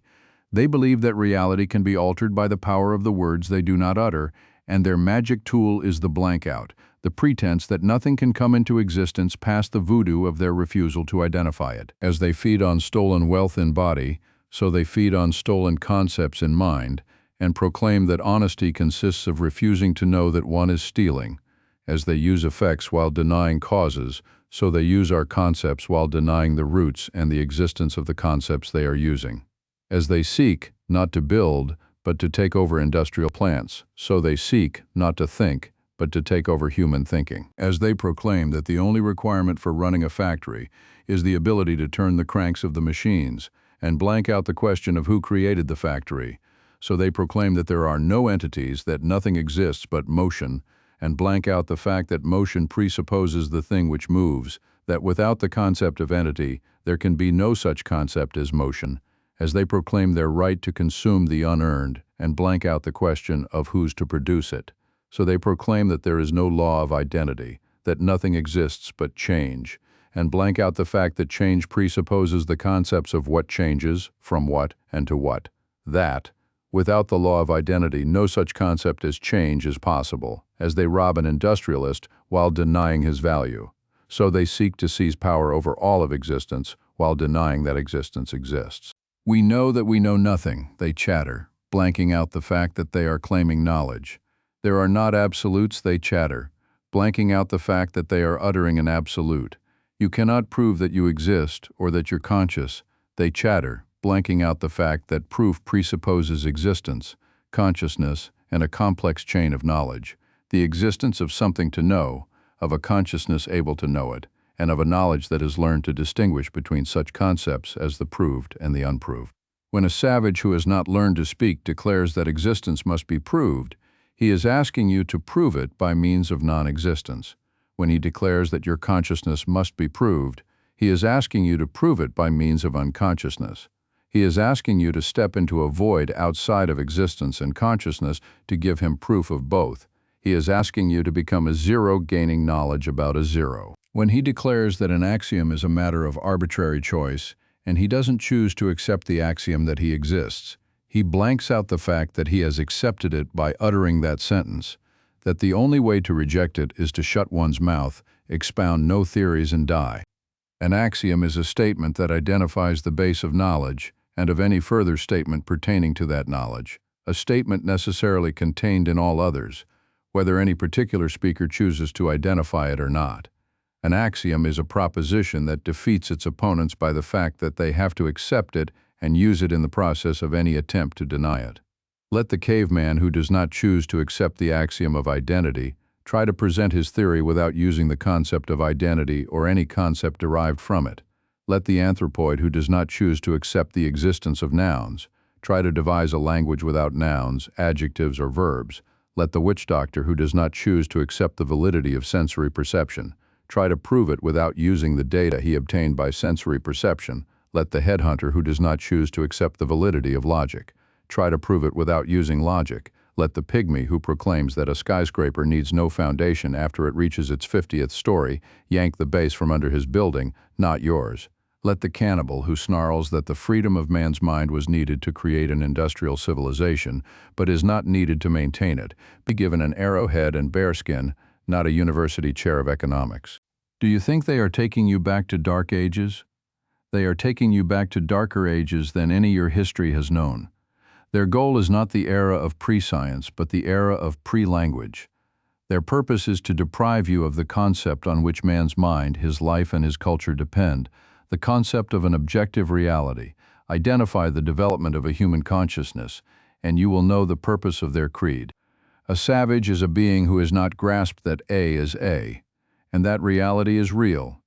He has arrested his mind at the level of a baby's at the state, when a consciousness acquires its initial sensory perception and has not learned to distinguish solid objects. It is to a baby that the world appears as a blur of motion, without things that move, and the birth of his mind is the day when he grasps that the streak that keeps flickering past him is his mother and the world beyond her is a curtain, that the two are solid entities and neither can turn into the other, that they are what they are, that they exist. The day when he grasps that matter has no volition is the day when he grasps that he has, and this is his birth as a human being. The day when he grasps that the reflection he sees in a mirror is not a delusion, that it is real, but it is not himself, that the mirage he sees in a desert is not a delusion, that the air and the light rays that cause it are real, but it is not a city, it is a city's reflection. The day when he grasps that he is not a passive recipient of the sensations of any given moment, that his senses do not provide him with automatic knowledge in separate snatches, independent of context, but only with the material of knowledge, which his mind must learn to integrate. The day when he grasps that his senses cannot deceive him, that physical objects cannot act without causes, that his organs of perception are physical and have no volition, no power to invent or to distort, that the evidence they give him is an absolute. But his mind must learn to understand it. His mind must discover the nature, the causes, the full context of his sensory material. His mind must identify the things that he perceives.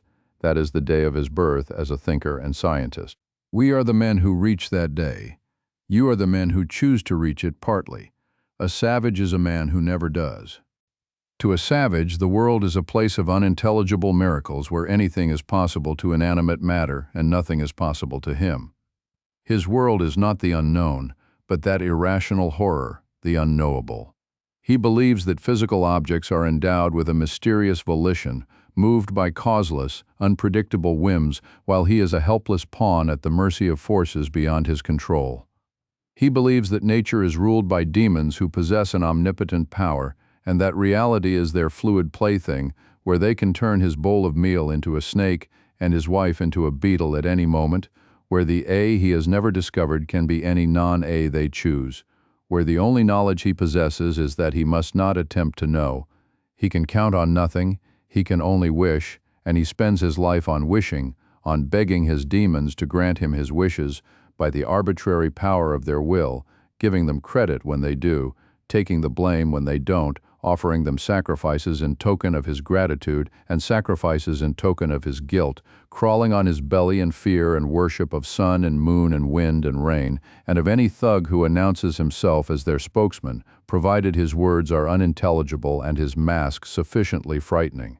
He wishes, begs and crawls and dies, leaving you as a record of his view of existence, the distorted monstrosities of his idols, part man, part animal, part spider, the embodiments of the world of non-A. His is the intellectual state of your modern teachers, and his is the world to which they want to bring you. If you wonder by what means they propose to do it, walk into any college classroom and you will hear your professors teaching your children that man can be certain of nothing, that his consciousness has no validity whatever, that he can learn no facts and no laws of existence, that he's incapable of knowing an objective reality. What, then, is his standard of knowledge and truth? Whatever others believe is their answer. There is no knowledge, they teach. There's only faith. Your belief that you exist is an act of faith, no more valid than another's faith in his right to kill you. The axioms of science are an act of faith, no more valid than a mystic's faith in revelations. The belief that electric light can be produced by a generator is an act of faith, no more valid than the belief that it can be produced by a rabbit's foot kissed under a stepladder on the first of the moon. Truth is whatever people want it to be, and people are everyone except yourself. Reality is whatever people choose to say it is. There are no objective facts. There are only people's arbitrary wishes. A man who seeks knowledge in a laboratory by means of test tubes and logic is an old-fashioned, superstitious fool. A true scientist is a man who goes around taking public polls, and if it weren't for the selfish greed of the manufacturers of steel girders who have a vested interest in obstructing the progress of science, you would learn that New York City does not exist, because a poll of the entire population of the world would tell you by a landslide majority that their beliefs forbid its existence. For centuries, the mystics of spirit have proclaimed that faith is superior to reason, but have not dared deny the existence of reason. Their heirs and products, the mystics of muscle, have completed their job and achieved their dream. They proclaim that everything is faith and call it a revolt against believing. As revolt against unproved assertions, they proclaim that nothing can be proved. As revolt against supernatural knowledge, they proclaim that no knowledge is possible. As revolt against the enemies of science, they proclaim that science is superstition. As revolt against the enslavement of the mind, they proclaim that there is no mind. If you surrender your power to perceive, if you accept the switch of your standard from the objective to the collective and wait for mankind to tell you what to think, you will find another switch taking place before the eyes you have renounced. You will find that your teachers become the rulers of the collective, and if you then refuse to obey them, protesting that they are not the whole of mankind, they will answer, "By what means do you know that we are not? Our brother? Where did you get that old-fashioned term?" If you doubt that such is their purpose, observe with what passionate consistency the mystics of muscle are striving to make you forget that a concept such as mind has ever existed. Observe the twists of undefined verbiage, the words with rubber meanings, the terms left floating in midstream, by means of which they try to get around the recognition of the concept of thinking. Your consciousness, they tell you, consists of reflexes, reactions, experiences, urges, and drives, and refuse to identify the means by which they acquired that knowledge, to identify the act they are performing when they tell it, or the act you are performing when you listen. Words have the power to consider you, they say, and refuse to identify the reason why words have the power to change your blank out. A student reading a book understands it through a process of blank out. A scientist working on an invention is engaged in the activity of blank out, a psychologist helping a neurotic to solve a problem and untangle a conflict. Does it by means of blank out. An industrialist, blank out. There is no such person. A factory is a natural resource, like a tree, a rock, or a mud puddle. The problem of production, they tell you, has been solved and deserves no study or concern. The only problem left for your reflexes to solve is now the problem of distribution. Who solved the problem of production? Humanity, they answer. What was the solution? The goods are here. How did they get here? Somehow. What caused it? Nothing has causes. They proclaim that every man born is entitled to exist without labor, and the laws of reality to the contrary notwithstanding, is entitled to receive his minimum sustenance, his food, his clothes, his shelter, with no effort on his part, as his due and his birthright. To receive it from whom? Blank out. Every man, they announce, owns an equal share of the technological benefits created in the world. Created by whom? Blank out. Frantic cowards who posture as defenders of industrialists now define the purpose of economics as an adjustment between the unlimited desires of men and the goods supplied in limited quantity. Supplied by whom? Blank out. Intellectual hoodlums who pose as professors shrug away the thinkers of the past by declaring that their social theories were based on the impractical assumption that man was a rational being. But since men are not rational, they declare, there ought to be established a system that will make it possible for them to exist while being irrational, which means while defying reality. Who will make it possible? Blank out. Any stray mediocrity rushes into print with plans to control the production of mankind, and whoever agrees or disagrees with his statistics, no one questions his right to enforce his plans by means of a gun. Enforce on whom? Blank out. Random females with causeless incomes titter on trips around the globe and return to deliver the message that the backward peoples of the world demand a higher standard of living. Demand of whom? Blank out. And to forestall any inquiry into the cause of the difference between a jungle village and New York City, they resort to the ultimate obscenity of explaining man's industrial progress, skyscrapers, cable bridges, power motors, railroad trains, by declaring that man is an animal who possesses an instinct of tool-making. Did you wonder what is wrong with the world? You are now seeing the climax of the creed of the uncaused and unearned. All your gangs of mystics, of spirit or muscle, are fighting one another for power to rule you, snarling that love is the solution for all the problems of your spirit, and that a whip is the solution for all the problems of your body. You who have agreed to have no mind, granting man less dignity than they grant to cattle, ignoring what an animal trainer could tell them that no animal can be trained by fear, that a tortured elephant will trample its torturer but will not work for him or carry his burdens. They expect man to continue to produce electronic tubes, supersonic airplanes, atom-smashing engines and interstellar telescopes, with his ration of meat for reward and a lash on his back for incentive. Make no mistake about the character of mystics. To undercut your consciousness has always been their only purpose throughout the ages, and power, the power to rule you by force, has always been their only lust.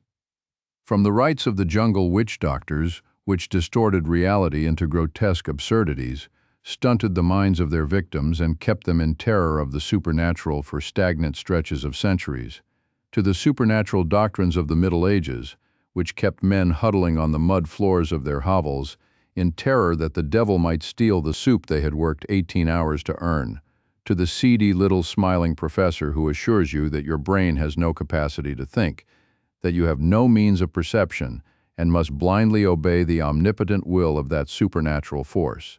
Society, all of it, is the same performance for the same and only purpose: to reduce you to the kind of pulp that has surrendered the validity of its consciousness. But it cannot be done to you without your consent. If you permit it to be done, you deserve it. When you listen to a mystic's harangue on the impotence of the human mind and begin to doubt your consciousness, not his, when you permit your precariously semi-rational state to be shaken by any assertion and decide it is safer to trust his superior certainty and knowledge, the joke is on both of you. Your sanction is the only source of certainty he has, the supernatural power that a mystic dreads, the unknowable spirit he worships, the consciousness he considers omnipotent, is yours. A mystic is a man who surrendered his mind at its first encounter with the minds of others. Somewhere in the distant reaches of his childhood, when his own understanding of reality clashed with the assertions of others, with their arbitrary orders and contradictory demands, he gave in to so craven a fear of independence that he renounced his rational faculty. At the crossroads of the choice between I know and they say, he chose the authority of others. He chose to submit rather than to understand, to believe rather than to think. Faith in the supernatural begins as faith in the superiority of others. His surrender took the form of the feeling that he must hide his lack of understanding, that others possess some mysterious knowledge of which he alone is deprived, that reality is whatever they want it to be, through some means forever denied to him. From then on, afraid to think, he is left at the mercy of unidentified feelings. His feelings become his only guide, his only remnant of personal identity. He clings to them with ferocious possessiveness, and whatever thinking he does is devoted to the struggle of hiding from himself that the nature of his feelings is terror. When a mystic declares that he feels the existence of a power superior to reason, he feels it all right, but that power is not an omniscient superspirit of the universe. It is the consciousness of any passer-by to whom he has surrendered his own. A mystic is driven by the urge to impress, to cheat, to flatter, to deceive, to force that omnipotent consciousness of others. They are his only key to reality. He feels that he cannot exist save by harnessing their mysterious power and extorting their unaccountable consent. They are his only means of perception, and like a blind man who depends on the sight of a dog, he feels he must leash them in order to live. To control the consciousness of others becomes his only passion. Power lust is a weed that grows only in the vacant lots of an abandoned mind. Every dictator is a mystic, and every mystic is a potential dictator. A mystic craves obedience from men, not their agreement. He wants them to surrender their consciousness to his assertions, his edicts, his wishes, his whims, as his consciousness is surrendered to theirs. He wants to deal with men by means of faith and force. He finds no satisfaction in their consent if he must earn it by means of facts and reason. Reason is the enemy he dreads and simultaneously considers precarious. Reason to him is a means of deception. He feels that men possess some power more potent than reason, and only their causeless belief or their forced obedience can give him a sense of security, a proof that he has gained control of the mystic endowment he lacked. His lust is to command, not to convince. Conviction requires an act of independence and press on the absolute of an objective reality. What he seeks is power over reality and over men's means of perceiving it, their mind, the power to interpose his will between existence and consciousness, as if by agreeing to fake the reality he orders them to fake, men would in fact create it. Just as the mystic is a parasite in matter who expropriates the wealth created by others, just as he is a parasite in spirit who plunders the ideas created by others, so he falls below the level of a lunatic who creates his own distortion of reality to the level of a parasite of lunacy who seeks a distortion created by others. There is only one state that fulfills the mystic's longing for infinity, non-causality, non-identity, death. No matter what unintelligible causes he ascribes to his incommunicable feelings, whoever rejects reality rejects existence, and the feelings that move him from then on are hatred for all the values of man's life, and lust for all the evils that destroy it. A mystic relishes the spectacle of suffering, of poverty, subservience, and terror. These give him a feeling of triumph, a proof of the defeat of rational reality. But no other reality exists. no matter whose welfare he professes to serve, be it the welfare of God or of that disembodied gargoyle he describes as the people, no matter what ideal he proclaims in terms of some supernatural dimension. In fact, in reality, on earth, his ideal is death, his craving is to kill, his only satisfaction is to torture. Destruction is the only end that the mystic's creed has ever achieved, as it is the only end that you see them achieving today, and if the ravages wrought by their acts have not made them question their doctrines, if they profess to be moved by love, yet are not deterred by piles of human corpses, it is because the truth about their souls is worse than the obscene excuse you have allowed them, the excuse that the end justifies the means and that the horrors they practice are means to nobler ends. The truth is that those horrors are their ends. You who depraved enough to believe that you could adjust yourself to a mystic's dictatorship and could please him by obeying his orders, there is no way to please him. When you obey, he will reverse his orders. He seeks obedience for the sake of obedience and destruction for the sake of destruction. You who are craven enough to believe that you can make terms with a mystic by giving in to his extortions, there is no way to buy him off. The bribe he wants is your life, as slowly or as fast as you are willing to give it in, and the monster he seeks to bribe is the hidden blank out in his mind, which drives him to kill in order not to learn that the death he desires is his own. You who are innocent enough to believe that the forces let loose in your world today are moved by greed for material plunder. The mystic's scramble for spoils is only a screen to conceal from their mind the nature of their motive. Wealth is a means of human life, and they clamor for wealth in imitation of living beings, to pretend to themselves that they desire to live, but their swinish indulgence in plundered luxury is not enjoyment. It is escape. They do not want to own your fortune. They want you to lose it. They do not want to succeed, they want you to fail. They do not want to live, they want you to die. They desire nothing. They hate existence, and they keep running, each trying not to learn that the object of his hatred is himself. You who've never grasped the nature of evil, you who describe them as misguided idealists, may the God you invented forgive you. They are the essence of evil. They, those anti-living objects who seek, by devouring the world, to fill the selfless zero of their soul. It is not your wealth that they're after. Theirs is a conspiracy against the mind, which means against life and man. It is a conspiracy without leader or direction, and the random little thugs of the moment who cash in on the agony of one land or another are chance scum riding the torrent from the broken dam of the sewer of centuries, from the reservoir of hatred for reason, for logic, for ability, for achievement, for joy, stored by every whining anti-human who ever preached the superiority of the heart over the mind. It is a conspiracy of all those who seek not to live, but to get away with living, those who seek to cut just one small corner of reality, and are drawn by feeling to all the others who are busy cutting other corners, a conspiracy that unites by links of evasion all those who pursue a zero as a value. The professor who, unable to think, takes pleasure in crippling the mind of his students, the businessman who, to protect his stagnation, takes pleasure in chaining the ability of competitors, the neurotic who, to defend his self-loathing, takes pleasure in breaking men of self-esteem, the incompetent who takes pleasure in defeating achievement, the mediocrity who takes pleasure in demolishing greatness, the eunuch who takes pleasure in the castration of all pleasure and all their intellectual munition makers, all those who preach that the immolation of virtue will transform vices into virtue. Death is the premise at the root of their theories, death is the goal of their actions in practice, and you are the last of their victims. We, who are the living buffers between you and the nature of your creed, are no longer there to save you from the effects of your chosen beliefs. We are no longer willing to pay with our lives the debts you incurred in yours, or the moral deficit piled up by all the generations behind you.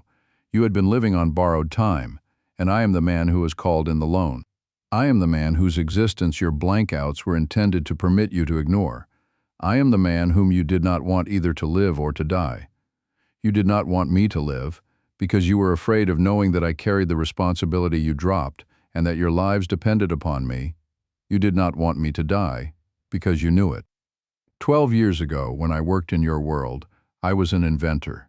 I was one of a profession that came last in human history, and will be first to vanish on the way back to the subhuman. An inventor is a man who asks why of the universe, and lets nothing stand between the answer and his mind. Like the man who discovered the use of steam, or the man who discovered the use of oil.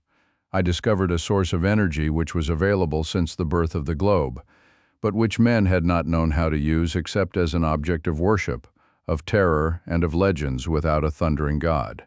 I completed the experimental model of a motor that would have made a fortune for me, and for those who had hired me, a motor that would have raised the efficiency of every human installation using power, and would have added the gift of higher productivity to every hour you spend at earning your living. Then, one night at a factory meeting, I heard myself sentenced to death by reason of my achievement. I heard 3 parasites assert that my brain and my life were their property, that my right to exist was conditional and depended on the satisfaction of their desires. The purpose of my ability, they said, was to serve the needs of those who were less able.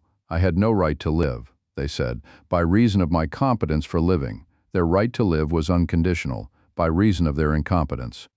Then I saw what was wrong with the world. I saw what destroyed men and nations, and where the battle for life had to be fought. I saw that the enemy was an inverted morality, and that my sanction was its only power. I saw that evil was impotent, that evil was the irrational, the blind, the anti-real, and that the only weapon of its triumph was the willingness of the good to serve it.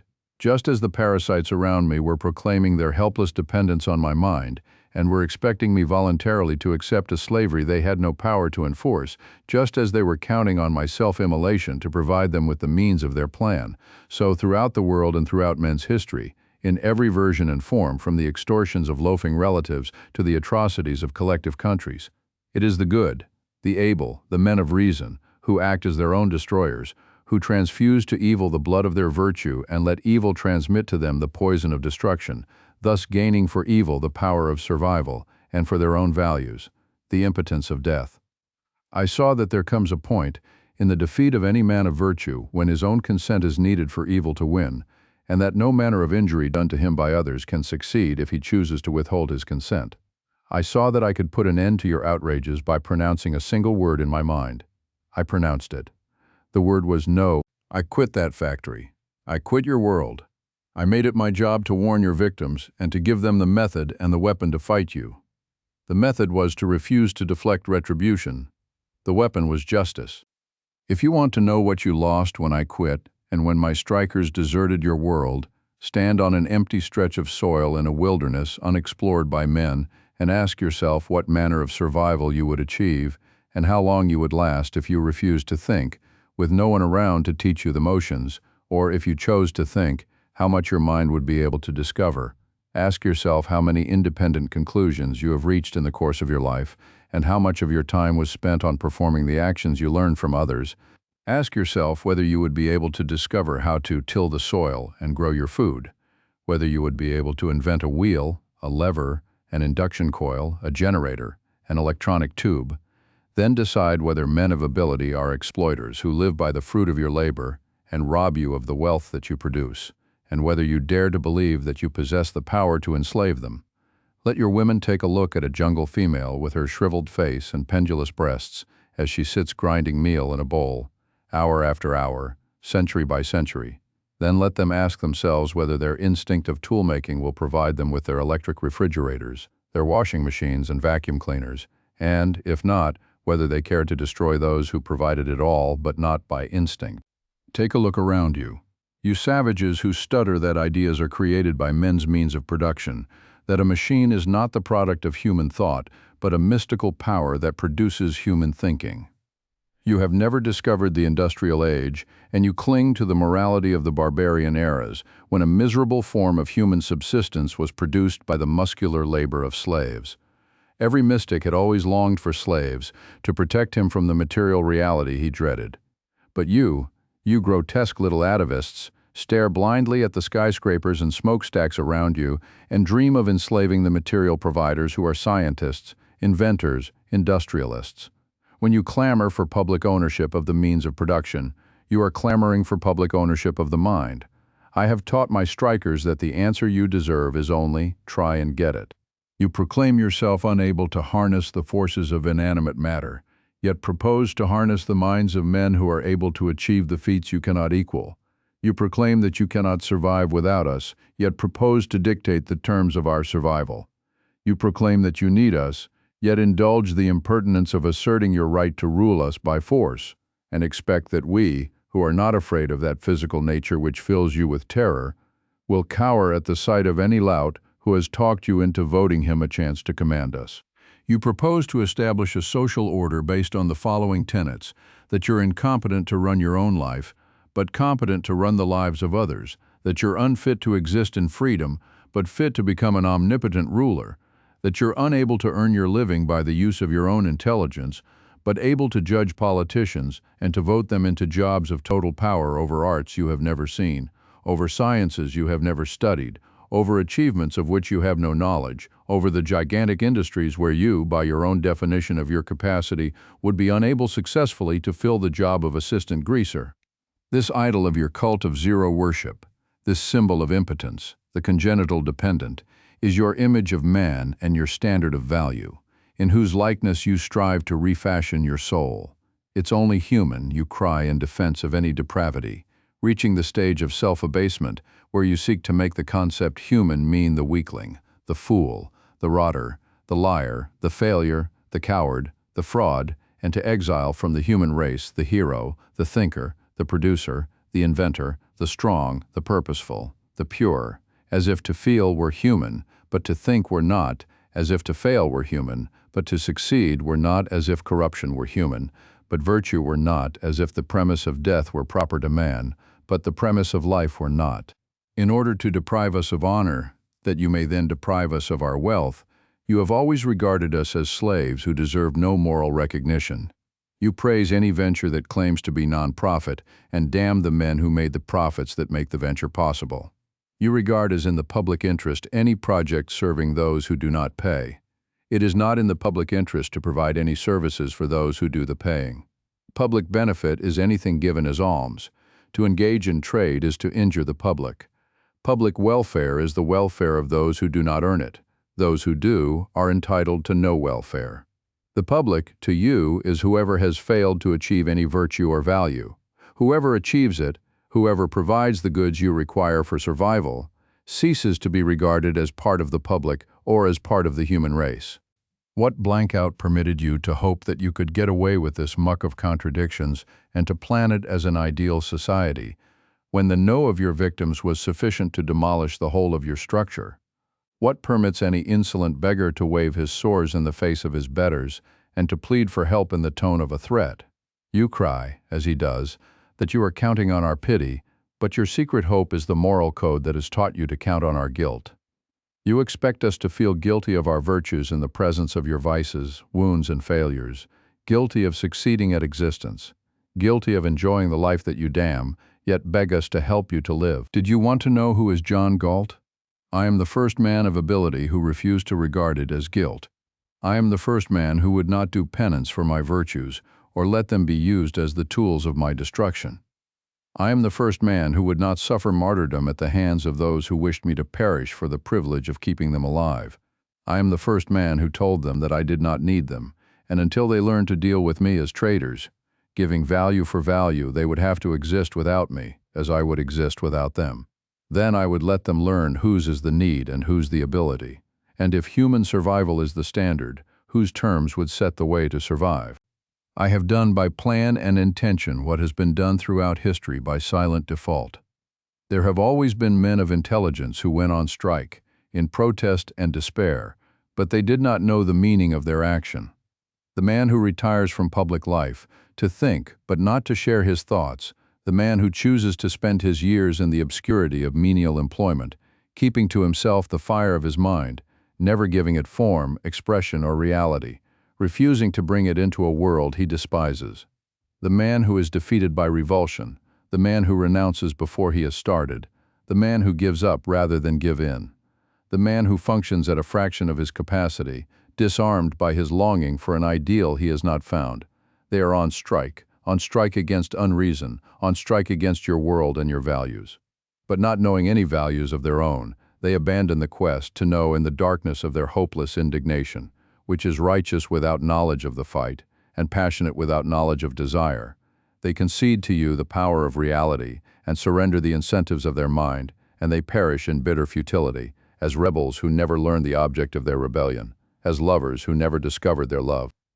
The infamous times you call the Dark Ages were an era of intelligence on strike, when men of ability went underground and lived undiscovered, studying in secret, and died, destroying the works of their mind when only a few of the bravest of martyrs remained to keep the human race alive.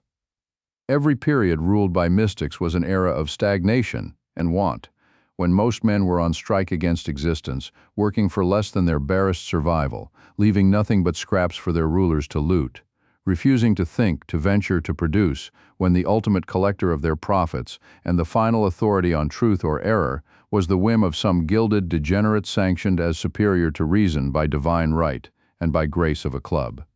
The road of human history was a string of blank outs over sterile stretches eroded by faith and force, with only a few brief bursts of sunlight, when the released energy of the men of the mind performed the wonders you gaped at, admired, and promptly extinguished again. But there will be no extinction this time. The game of the mystics is up. You will perish in and by your own unreality. We, the men of reason, will survive. I have called out on strike the kind of martyrs who had never deserted you before. I have given them the weapon they had lacked, the knowledge of their own moral value. I have taught them that the world is ours, whenever we choose to claim it by virtue and grace of the fact that ours is the morality of life. They, the great victims who had produced all the wonders of humanity's brief summer, they, the industrialists, the conquerors of matter, had not discovered the nature of their right. They had known that theirs was the power. I taught them that theirs was the glory. You, who dare to regard us as the moral inferiors of any mystic who claims supernatural visions, you who scramble like vultures for plundered pennies, yet honor a fortune-teller above a fortune-maker, you who scorn a businessman as ignoble, but esteem any posturing artist as exalted. The root of your standards is that mystic miasma which comes from primordial swamps, that cult of death which pronounces a businessman immoral by reason of the fact that he keeps you alive. You, who claim that you long to rise above the crude concerns of the body, above the drudgery of serving mere physical needs, who is enslaved by physical needs. The Hindu who labors from sunrise to sunset at the shafts of a hand plow for a bowl of rice, or the American who is driving a tractor. Who is the conqueror of physical reality? The man who sleeps on a bed of nails, or the man who sleeps on an innerspring mattress, which is the monument to the triumph of the human spirit over matter, the germ-eaten hovels on the shorelines of the Ganges, or the Atlantic skyline of New York? Unless you learn the answers to these questions and learn to stand at reverent attention when you face the achievements of man's mind, you will not stay much longer on this earth, which we love and will not permit you to damn. You will not sneak by with the rest of your lifespan.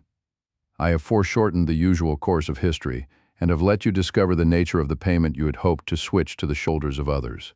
It is the last of your own living power that will now be drained to provide the unearned for the worshippers and carriers of death. Do not pretend that a malevolent reality defeated you.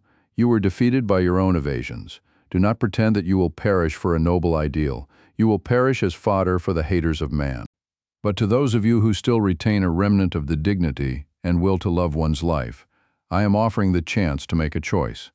Choose whether you wish to perish for a morality you have never believed or practiced. Pause on the brink of self-destruction and examine your values and your life. You had known how to take an inventory of your wealth. Now take an inventory of your mind. Since childhood, you have been hiding the guilty secret that you feel no desire to be moral, no desire to seek self-immolation, that you dread and hate your code, but dare not say it even to yourself that you're devoid of those moral instincts which others profess to feel.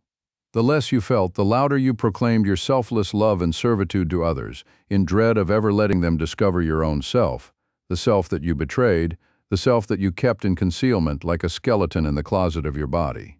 And they, who were at once your dupes and your deceivers, they listened and voiced their loud approval, in dread of ever letting you discover that they were harboring the same unspoken secret.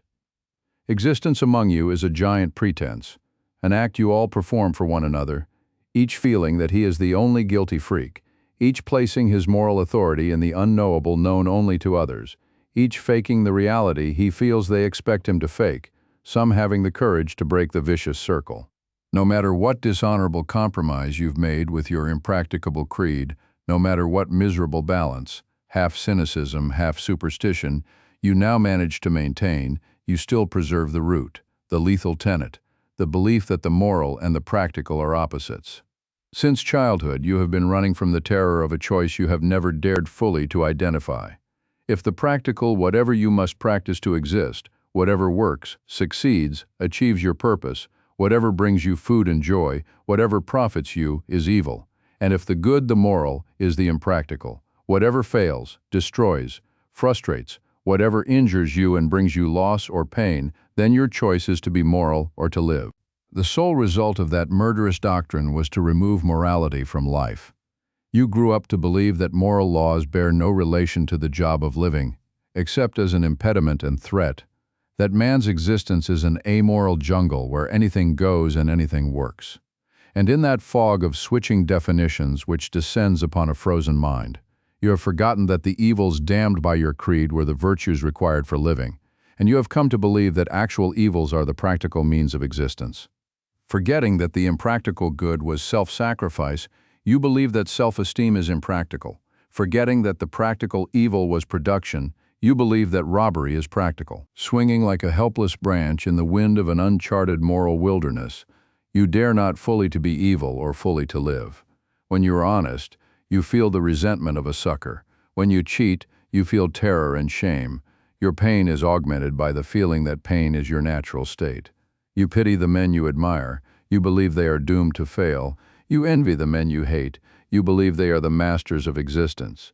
You feel disarmed when you come up against a scoundrel. You believe that evil is bound to win, since the moral is the impotent, the impractical. Morality, to you, is a phantom scarecrow made of duty, of boredom, of punishment, of pain, a crossbreed between the first school teacher of your past and the tax collector of your present, a scarecrow standing in a barren field, waving a stick to chase away your pleasures, and pleasure, to you, is a liquor-soggy brain, a mindless slut, the stupor of a moron who stakes his cash on some animal's race, since pleasure cannot be moral. If you identify your actual belief, you will find a triple damnation of yourself, of life, of virtue, in the grotesque conclusion you have reached. You believe that morality is a necessary evil. Do you wonder why you live without dignity, love without fire, and die without resistance? Do you wonder why, wherever you look, you see nothing but unanswerable questions? Why your life is tom by impossible conflicts? Why you spend it straddling irrational fences to evade artificial choices, such as soul or body, mind or heart, security or freedom, private profit or public good? Do you cry that you find no answers? By what means did you hope to find them? You reject your tool of perception, your mind, then complain that the universe is a mystery. You discard your key, then wail that all doors are locked against you. You start out in pursuit of the irrational, then damn existence for making no sense. The fence you have been straddling for 2 hours while hearing my words and seeking to escape them is the coward's formula contained in the sentence, but we don't have to go to extremes. The extreme you have always struggled to avoid is the recognition that reality is final, that A is A, and that the truth is true. A moral code impossible to practice, a code that demands imperfection or death, has taught you to dissolve all ideas in fog, to permit no firm definitions, to regard any concept as approximate and any rule of conduct as elastic, to hedge on any principle, to compromise on any value, to take the middle of any road. By extorting your acceptance of supernatural absolutes, it has forced you to reject the absolute of nature. By making moral judgments impossible, it has made you incapable of rational judgment. A code that forbids you to cast the first stone has forbidden you to admit the identity of stones and to know when or if you're being stoned. The man who refuses to judge, who neither agrees nor disagrees, who declares that there are no absolutes and believes that he escapes responsibility, is the man responsible for all the blood that is now spilled in the world. Reality is an absolute, existence is an absolute, a speck of dust is an absolute, and so is a human life. Whether you live or die is an absolute. Whether you have a piece of bread or not is an absolute. Whether you eat your break or see it vanish into a looter's stomach is an absolute. There are two sides to every issue. One side is right and the other is wrong, but the middle is always evil. The man who is wrong still retains some respect for truth, if only by accepting the responsibility of choice. But the man in the middle is the knave who blanks out the truth in order to pretend that no choice or values exist, who is willing to sit out the course of any battle, willing to cash in on the blood of the innocent, or to crawl on his belly to the guilty, who dispenses justice by condemning both the robber and the robbed to jail, who shoves conflicts by ordering the thinker and the fool to meet each other halfway.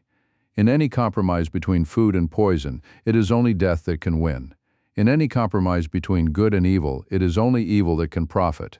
In that transfusion of blood which drains the good to feed the evil, the compromiser is the transmitting rubber tube. You, who are half rational, half coward, have been playing a con game with reality, but the victim you have conned is yourself. When men reduce their virtues to the approximate, then evil acquires the force of an absolute.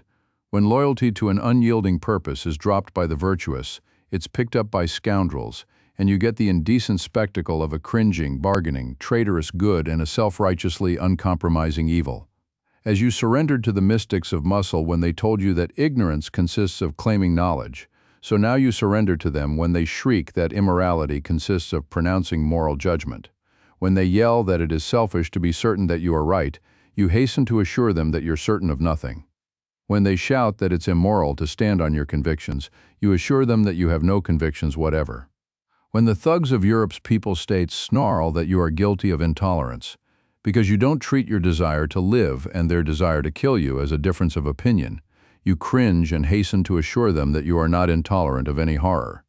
When some barefoot bum in some pest hole of Asia yells at you, "How dare you be rich?"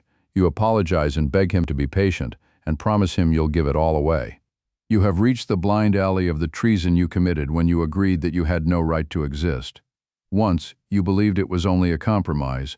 You conceded it was evil to live for yourself, but moral to live for the sake of your children. Then you conceded that it was selfish to live for your children, but moral to live for your community. Then you conceded that it was selfish to live for your community, but moral to live for your country. Now you are letting this greatest of countries be devoured by any scum from any corner of the earth, while you concede that it is selfish to live for your country and that your moral duty is to live for the globe. A man who has no right to life, has no right to values, and will not keep them. At the end of your road of successive betrayals, stripped of weapons, of certainty, of honor, you commit your final act of treason and sign your petition of intellectual bankruptcy. While the muscle mystics of the people's states proclaim that they're the champions of reason and science, you agree and hasten to proclaim that faith is your cardinal principle. That reason is on the side of your destroyers, but yours is the side of faith. To the struggling remnants of rational honesty in the twisted, bewildered minds of your children, you declare that you can offer no rational argument to support the ideas that created this country, that there is no rational justification for freedom, for property, for justice, for rights, that they rest on a mystical insight and can be accepted only on faith, that in reason and logic the enemy is right. But faith is superior to reason. You declare to your children that it is rational to loot, to torture, to enslave, to expropriate, to murder, but that they must resist the temptations of logic and stick to the discipline of remaining irrational, that skyscrapers, factories, radios, airplanes were the products of faith and mystic intuition, while famines, concentration camps, and firing squads are the products of a reasonable manner of existence, that the Industrial Revolution was the revolt of the men of faith against that era of reason and logic, which is known as the Middle Ages. Simultaneously, in the same breath, to the same child, you declare that the looters who rule the people's states will surpass this country in material production, since they are the representatives of science, but that it's evil to be concerned with physical wealth, and that one must renounce material prosperity. You declare that the looters' ideal are noble, but they do not mean them, while you do, that your purpose in fighting the looters is only to accomplish their aims, which they cannot accomplish, but you can, and that the way to fight them is to beat them to it and give one's wealth away. Then you wonder why your children join the people's thugs or become half-crazed delinquents. You wonder why the looters' conquests keep creeping closer to your doors, and you blame it on human stupidity, declaring that the masses are impervious to reason.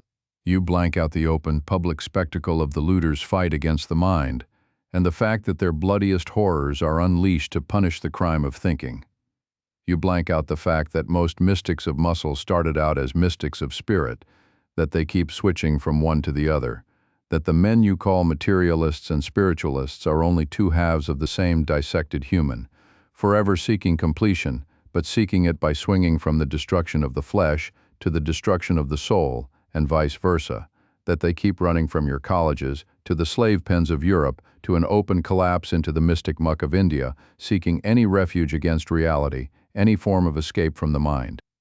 You blank it out and cling to your hypocrisy of faith in order to blank out the knowledge that the looters have a stranglehold upon you, which consists of your moral code, that the looters are the final and consistent practitioners of the morality you're half obeying, half evading, that they practice it the only way it can be practiced, by turning the earth into a sacrificial furnace, that your morality forbids you to oppose them in the only way they can be opposed, by refusing to become a sacrificial animal and proudly asserting your right to exist, that in order to fight them to the finish and with full rectitude, it is your morality that you have to reject.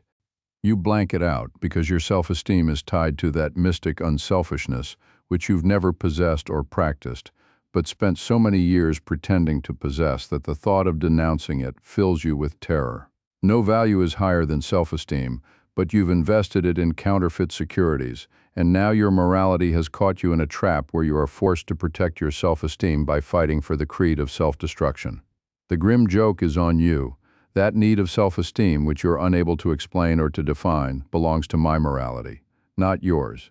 It's the objective token of my code. It is my proof within your own soul. By a feeling he has not learned to identify, but has derived from his first awareness of existence, from his discovery that he has to make choices. Man knows that his desperate need of self-esteem is a matter of life or death. As a being of volitional consciousness, he knows that he must know his own value in order to maintain his own life.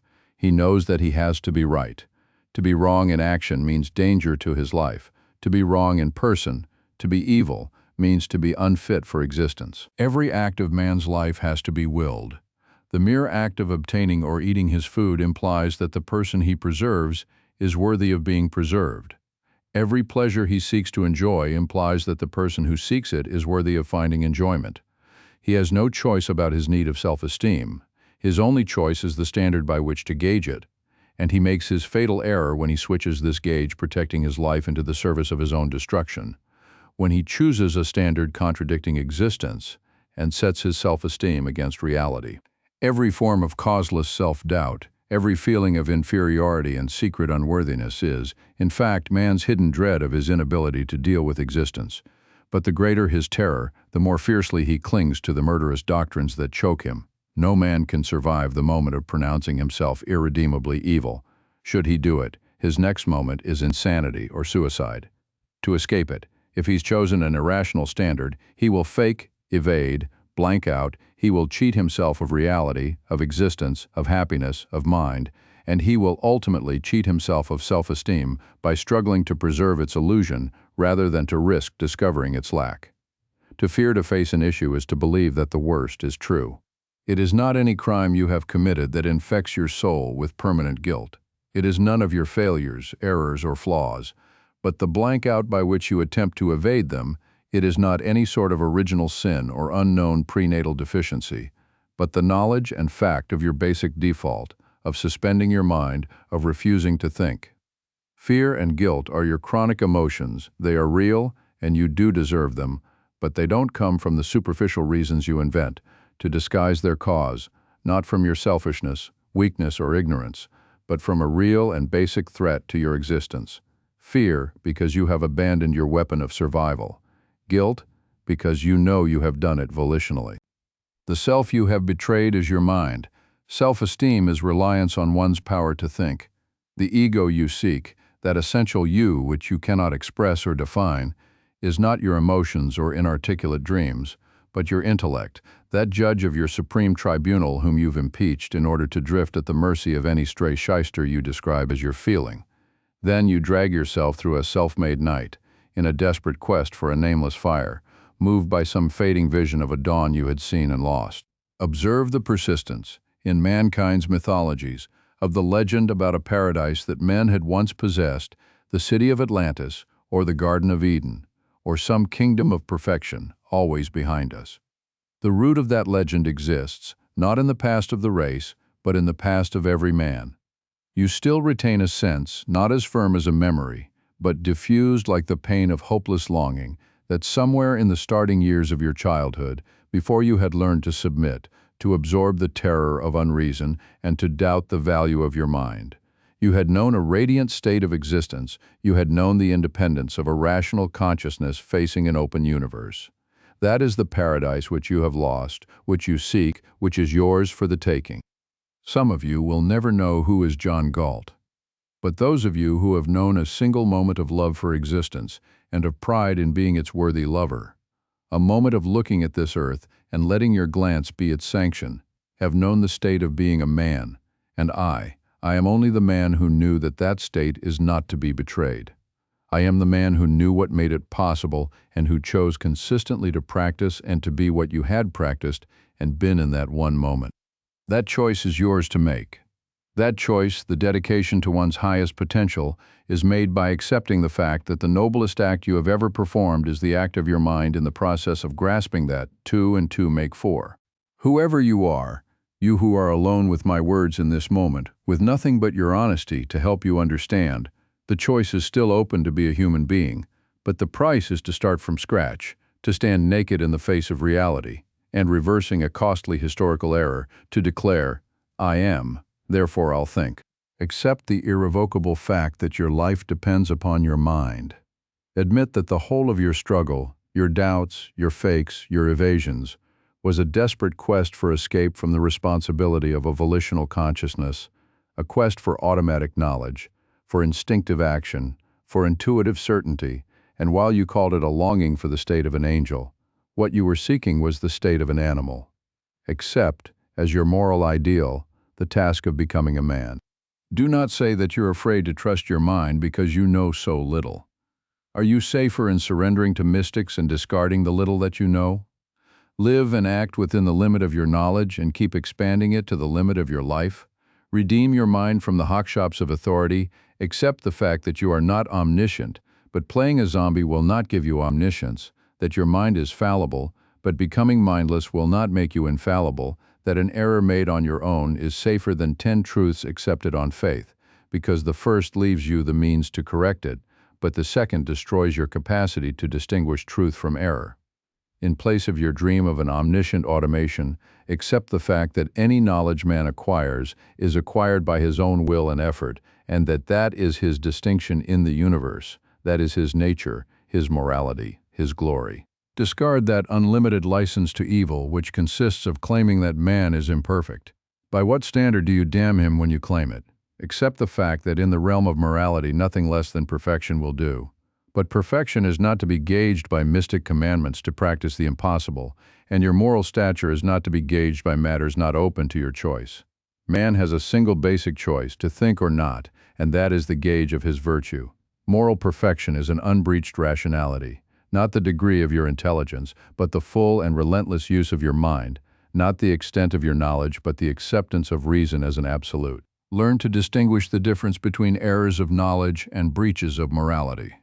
An error of knowledge is not a moral flaw, provided you are willing to correct it. Only a mystic would judge human beings by the standard of an impossible automatic omniscience. But a breach of morality is the conscious choice of an action you know to be evil, or a willful evasion of knowledge, a suspension of sight and of thought. That which you do not know is not a moral charge against you, but that which you refuse to know is an account of infamy growing in your soul. Make every allowance for errors of knowledge. Do not forgive or accept any breach of morality. Give the benefit of the doubt to those who seek to know, but treat as potential killers those specimens of insolent depravity who make demands upon you, announcing that they have and seek no reasons, proclaiming, as a license, that they just feel it, or those who reject an irrefutable argument by saying, it's only logic, which means it's only reality. The only realm opposed to reality is the realm and premise of death. Accept the fact that the achievement of your happiness is the only moral purpose of your life, and that happiness, not pain or mindless self-indulgence, is the proof of your moral integrity, since it is the proof and the result of your loyalty to the achievement of your values. Happiness was the responsibility you dreaded. It required the kind of rational discipline you did not value yourself enough to assume, and the anxious staleness of your day is the monument to your evasion of the knowledge that there is no moral substitute for happiness, that there is no more despicable coward than the man who deserted the battle for his joy, fearing to assert his right to existence. Lacking the courage and the loyalty to life of a bird or a flower reaching for the sun, discard the protective rags of that vice which you called a virtue. Humility. Learn to value yourself, which means to fight for your happiness, and when you learn that pride is the sum of all virtues, you will learn to live like a man. As a basic step of self-esteem, learn to treat as the mark of a cannibal any man's demand for your help. To demand it is to claim that your life is his property, and loathsome as such claim might be, there's something still more loathsome, your agreement. Do you ask if it's ever proper to help another man? No, if he claims it as his right or as a moral duty that you owe him. Yes, if such is your own desire based on your own selfish pleasure in the value of his person and his struggle. Suffering as such is not a value. Only man's fight against suffering is, if you choose to help a man who suffers, do it only on the ground of his virtues, of his right to recover, of his rational record, or of the fact that he suffers unjustly. Then your action is still a trade, and his virtue is the payment for your help. Be to help a man who has no virtues, to help him on the ground of his suffering as such, to accept his faults, his need as a claim, is to accept the mortgage of a zero on your values. A man who has no virtues is a hater of existence, who acts on the premise of death. To help him is to sanction his evil and to support his career of destruction. Be it only a penny you will not miss, or a kindly smile he has not earned. A tribute to a zero is treason to life and to all those who struggle to maintain it. It is of such pennies and smiles that the desolation of your world was made.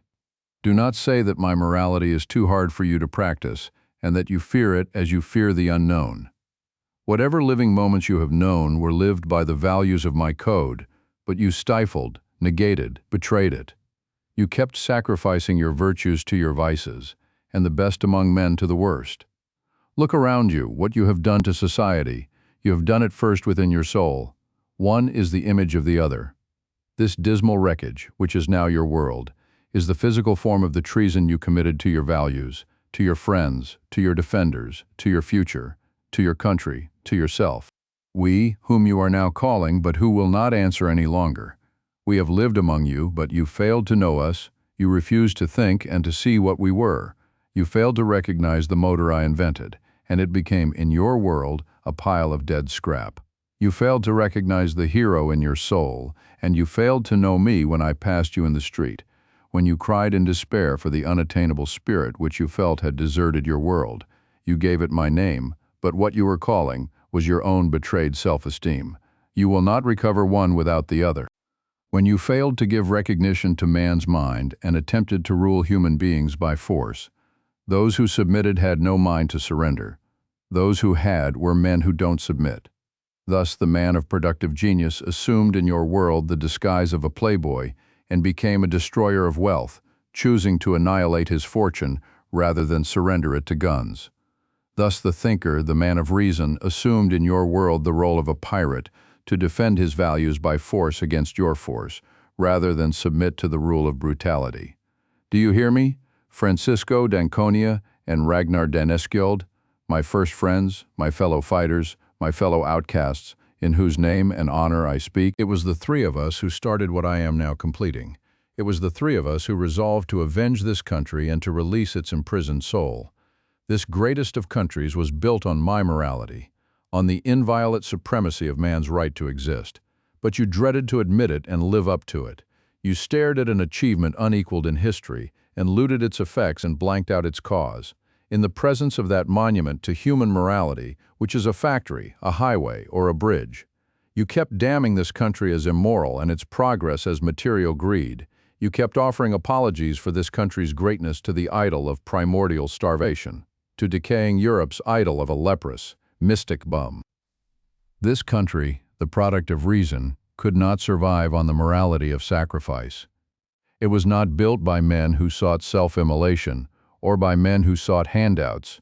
It could not stand on the mystic split that divorced man's soul from his body. It could not live by the mystic doctrine that damned this earth as evil, and those who succeeded on earth as depraved. From its start, this country was a threat to the ancient rule of mystics. In the brilliant rocket explosion of its youth, This country displayed to an incredulous world what greatness was possible to man, what happiness was possible on earth. It was one or the other, America or mystics. The mystics knew it. You didn't. You let them infect you with the worship of need, and this country became a giant in body with a mooching midget in place of its soul, while its living soul was driven underground to labor and feed you in silence. Unnamed, unhonored, negated, its soul and hero, the industrialist.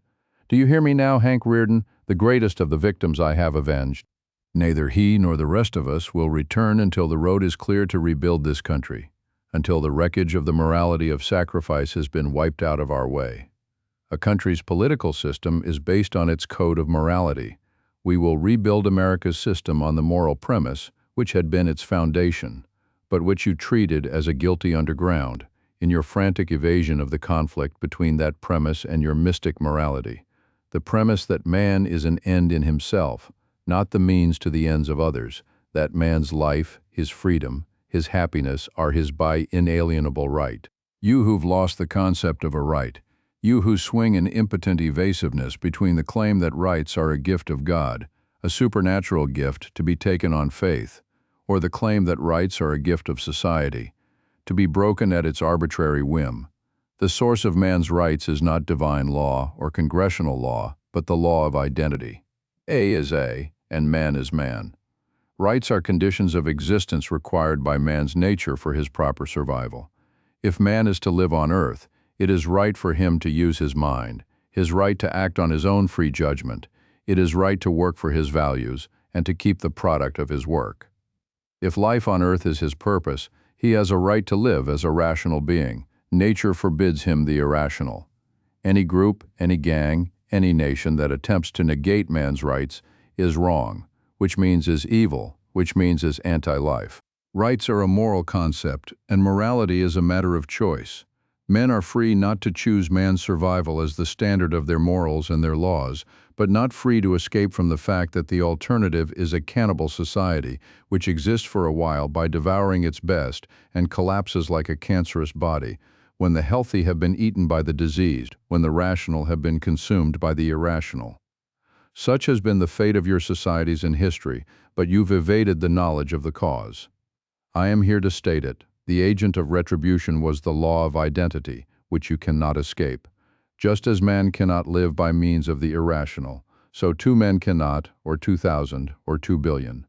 Just as man can't succeed by defying reality, so a nation can't, or a country, or a globe.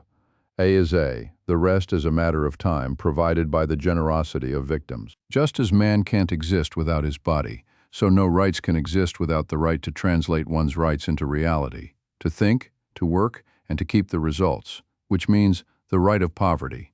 The modern mystics of muscle who offer you the fraudulent alternative of human rights versus property rights, as if one could exist without the other, are making a last, grotesque attempt to revive the doctrine of soul versus body. Only a ghost can exist without material property. Only a slave can work with no right to the product of his effort. The doctrine that human rights are superior to property rights simply means that some human beings have the right to make property out of others. Since the competent have nothing to gain from the incompetent, it means the right of the incompetent to own their betters and to use them as productive cattle. Whoever regards this as human and right has no right to the title of human. The source of property rights is the law of causality. All property and all forms of wealth are produced by man's mind and labor. As you cannot have effects without causes, so you cannot have wealth without its source, without intelligence. You cannot force intelligence to work. Those who are able to think will not work under compulsion. Those who will won't produce much more than the price of the whip needed to keep them enslaved. You cannot obtain the products of a mind except on the owner's terms, by trade and by volitional consent. Any other policy of men toward man's poverty is the policy of criminals, no matter what their numbers. Criminals are savages who play in short range and starve when their prey runs out. Just as you're starving today, you who believe that crime could be practical if your government decreed that robbery was legal and resistance to robbery illegal. The only proper purpose of a government is to protect man's rights, which means to protect him from physical violence. A proper government is only a policeman, acting as an agent of man's self-defense, and as such may resort to force only against those who start the use of force. The only proper functions of a government are the police to protect you from criminals, the army to protect you from foreign invaders, and the courts to protect your property and contracts from breach or fraud by others, to settle disputes by rational rules, according to objective law. But a government that initiates the employment of force against men who had forced no one, the employment of armed compulsion against disarmed victims, is a nightmare infernal machine designed to annihilate morality. Such a government reverses its only moral purpose and switches from the role of protector to the role of man's deadliest enemy, from the role of policeman to the role of a criminal vested with the right to the wielding of violence against victims deprived of the right of self-defense. Such a government substitutes for morality the following rule of social conduct: you may do whatever you please to your neighbor, provided your gang is bigger than his. Only a brute, a fool, or an evader can agree to exist on such terms or agree to give his fellow men a blank check on his life and his mind. To accept the belief that others have the right to dispose of his person at their whim, that the will of the majority is omnipotent, that the physical force of muscles and numbers is a substitute for justice, reality, and truth. We, the men of the mind, we who are traders, not masters or slaves, do not deal in blank checks or grant them. We do not live or work with any form of the non-objective. So long as men in the era of savagery had no concept of objective reality and believed that physical nature was ruled by the whim of unknowable demons, no thought, no science, no production were possible. Only when men discovered that nature was a firm, predictable absolute were they able to rely on their knowledge, to choose their course, to plan their future, and slowly to rise from the cave. Now you have placed modern industry, with its immense complexity of scientific precision, back into the power of unknowable demons, the unpredictable power of the arbitrary whims of hidden, ugly little bureaucrats. A farmer will not invest the effort of one summer if he's unable to calculate his chances of a harvest. But you expect industrial giants who plan in terms of decades, invest in terms of generations, and undertake 99-year contracts to continue to function and produce, not knowing what random caprice in the skull of what random official will descend upon them at what moment to demolish the whole of their effort. Drifters and physical laborers live and plan by the range of a day. The better the mind, the longer the range. A man whose vision extends to a shanty might continue to build on your quicksands to grab a fast profit and run. A man who envisions skyscrapers will not, nor will he give 10 years of unswerving devotion to the task of inventing a new product, when he knows the gangs of entrenched mediocrity are juggling the laws against him, to tie him, restrict him, and force him to fail. But should he fight them and struggle and succeed, they will seize his rewards and his invention. Look past the range of the moment. You who cry that you fear to compete with men of superior intelligence, that their mind is a threat to your livelihood, that the strong leave no chance to the weak in a market of voluntary trade. What determines the material value of your work? Nothing but the productive effort of your mind. If you lived on a desert island, the less efficient the thinking of your brain, the less your physical labor would bring you, and you could spend your life on a single routine, collecting a precarious harvest or hunting with bow and arrows, unable to think any further. But when you live in a rational society where men are free to trade, you receive an incalculable bonus. The material value of your work is determined not only by your effort, but by the effort of the best productive minds who exist in the world around you.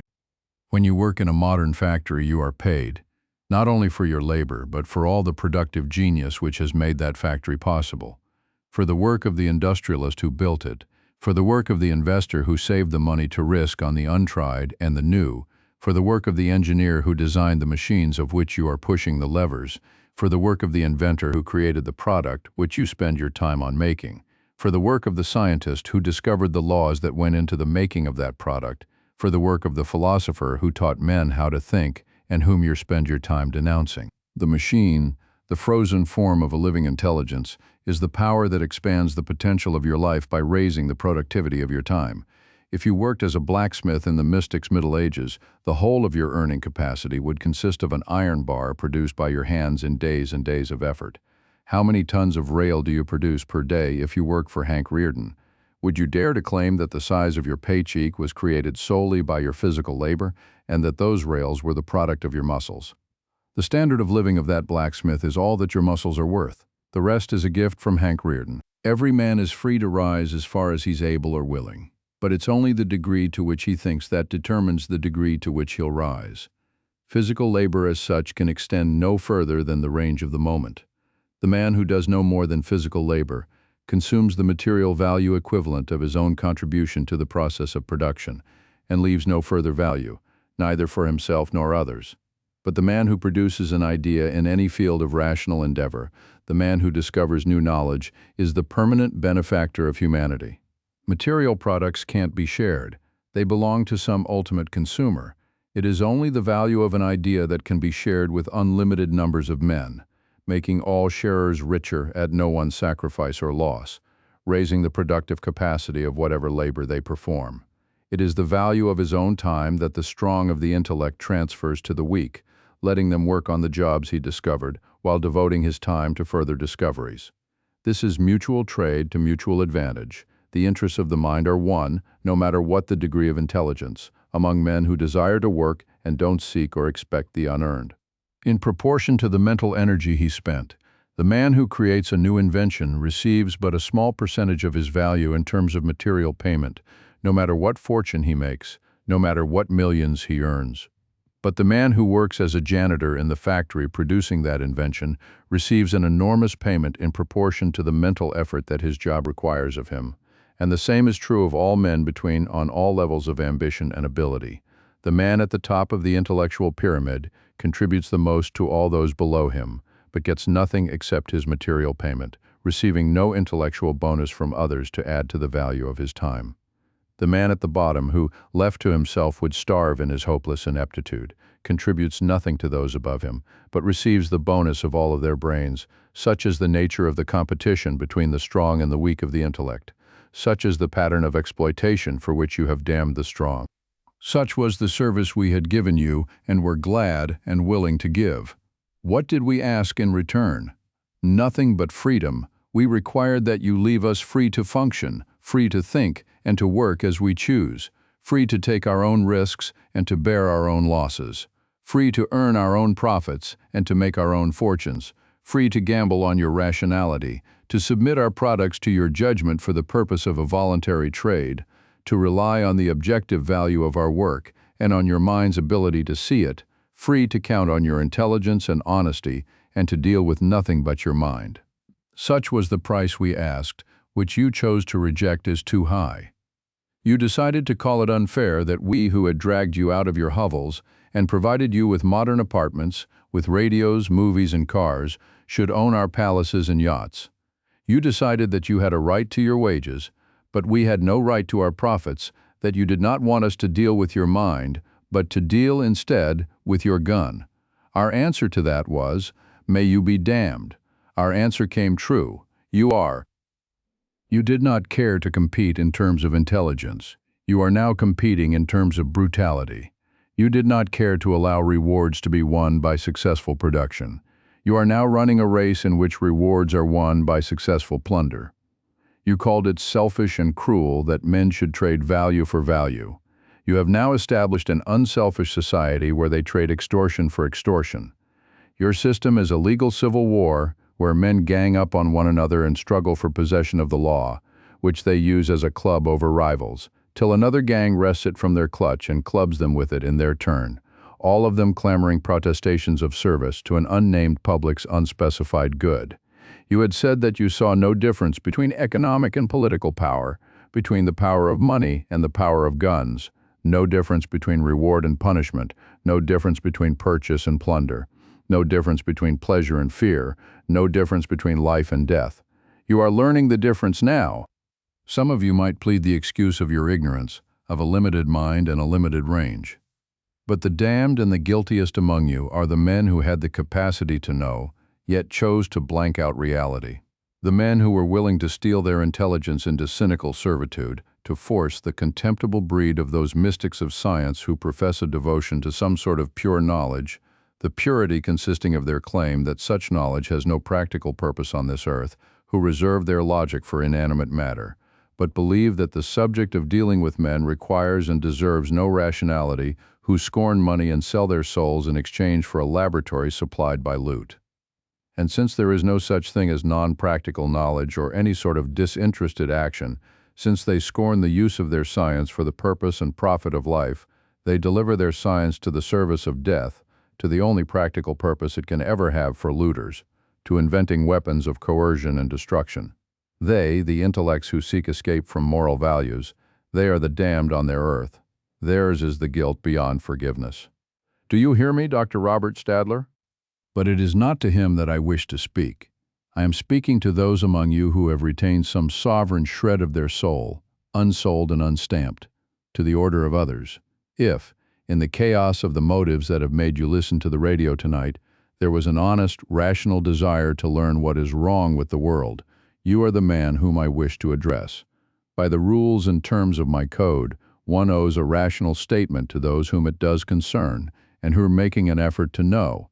Those who are making an effort to fall to understand me are not a concern of mine. I am speaking to those who desire to live and to recapture the honor of their soul. Now that you know the truth about your world, stop supporting your own destroyers. The evil of the world is made possible by nothing but the sanction to give it. Withdraw your sanction. Withdraw your support. Do not try to live on your enemy's terms or to win at a game where they're setting the rules. Do not seek the favor of those who enslaved you. Do not beg for alms from those who have robbed you. Be it subsidies, loans, or jobs, do not join their team to recoup what they've taken by helping them rob your neighbors. One cannot hope to maintain one's life by accepting bribes to condone one's destruction. Do not straggle for profit, success, or security at the price of a lien on your right to exist. Such a lien is not to be paid off. The more you pay them, the more they will demand. The greater the values you seek or achieve, the more vulnerably helpless you become. Theirs is a system of white blackmail devised to bleed you, not by means of your sins, but by means of your love for existence. Do not attempt to rise on the looter's terms or to climb a ladder while they're holding the ropes. Do not allow their hands to touch the only power that keeps them in power, your living ambition. Go on strike in the manner I did. Use your mind and skill in private, extend your knowledge, develop your ability, but do not share your achievements with others. Do not try to produce a fortune with a looter riding on your back. Stay on the lowest rung of their ladder. Earn no more than your barest survival. Do not make an extra penny to support the looter's state. Since you're captive, act as a captive. Do not help them pretend that you're free. Be the silent, incorruptible enemy they dread. When they force you, obey, but do not volunteer. Never volunteer a step in their direction, or a wish, or a plea, or a purpose. Do not help a hold-up man to claim that he acts as your friend and benefactor. Do not help your jailers to pretend that their jail is your natural state of existence. Do not help them to fake reality. That fake is the only dam holding off their secret terror, the terror of knowing they're unfit to exist. Remove it and let them drown. Your sanction is their only lifebelt. If you find a chance to vanish into some wilderness out of their reach, do so, but not to exist as a bandit or to create a gang competing with their racket. Build a productive life of your own with those who accept your moral code and are willing to struggle for a human existence. You have no chance to win on the morality of death or by the code of faith and force. Raise a standard to which the honest will repair, the standard of life and reason. Act as a rational being and aim at becoming a rallying point for all those who are starved for a voice of integrity. Act on your rational values, whether alone in the midst of your enemies, or with a few of your chosen friends, or as the founder of a modest community on the frontier of mankind's rebirth. When the looter's state collapses, deprived of the best of its slaves, when it falls to a level of impotent chaos, like the mystic-ridden nations of the Orient, and dissolves into starving robber gangs fighting to rob one another, when the advocates of the morality of sacrifice perish with their final ideal, then and on that day we will return. We will open the gates of our city to those who deserve to enter, a city of smokestacks, pipelines, orchards, markets, and inviolate homes. We will act as the rallying center for such hidden outposts as you'll build, with the sign of the dollar as our symbol, the sign of free trade and free minds.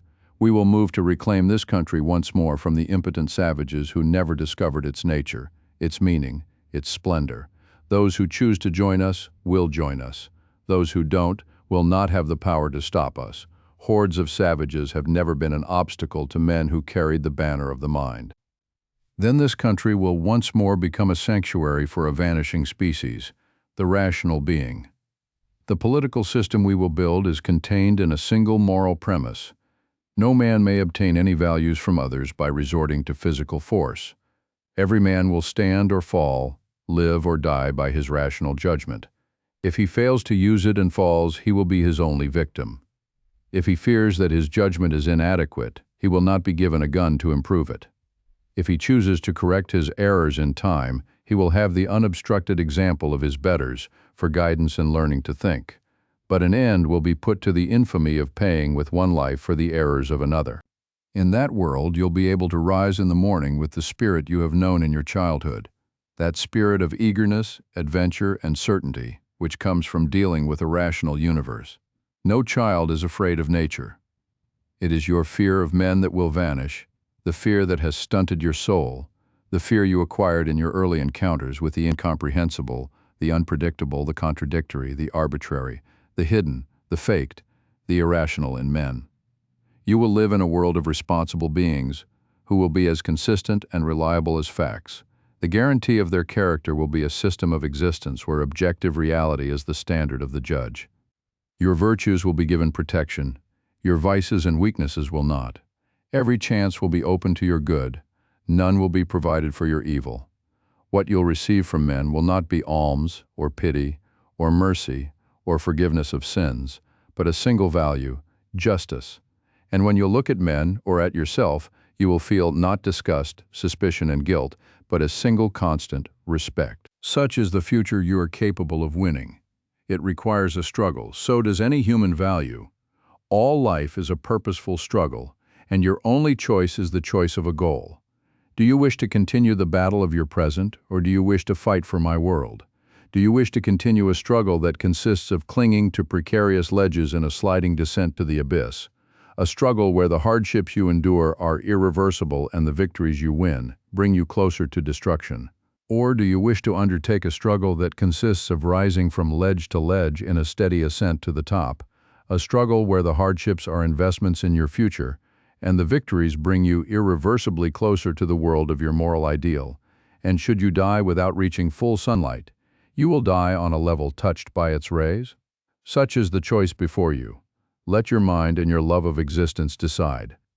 The last of my words will be addressed to those heroes who might still be hidden in the world, those who are held prisoner, not by their evasions, but by their virtues and their desperate courage. My brothers in spirit, check on your virtues and on the nature of the enemies you're serving.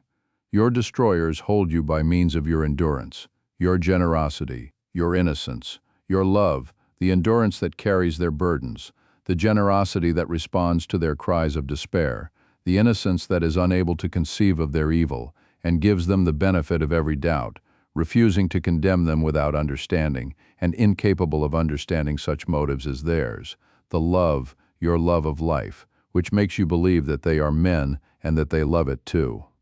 But the world of today is the world they wanted. Life is the object of their hatred.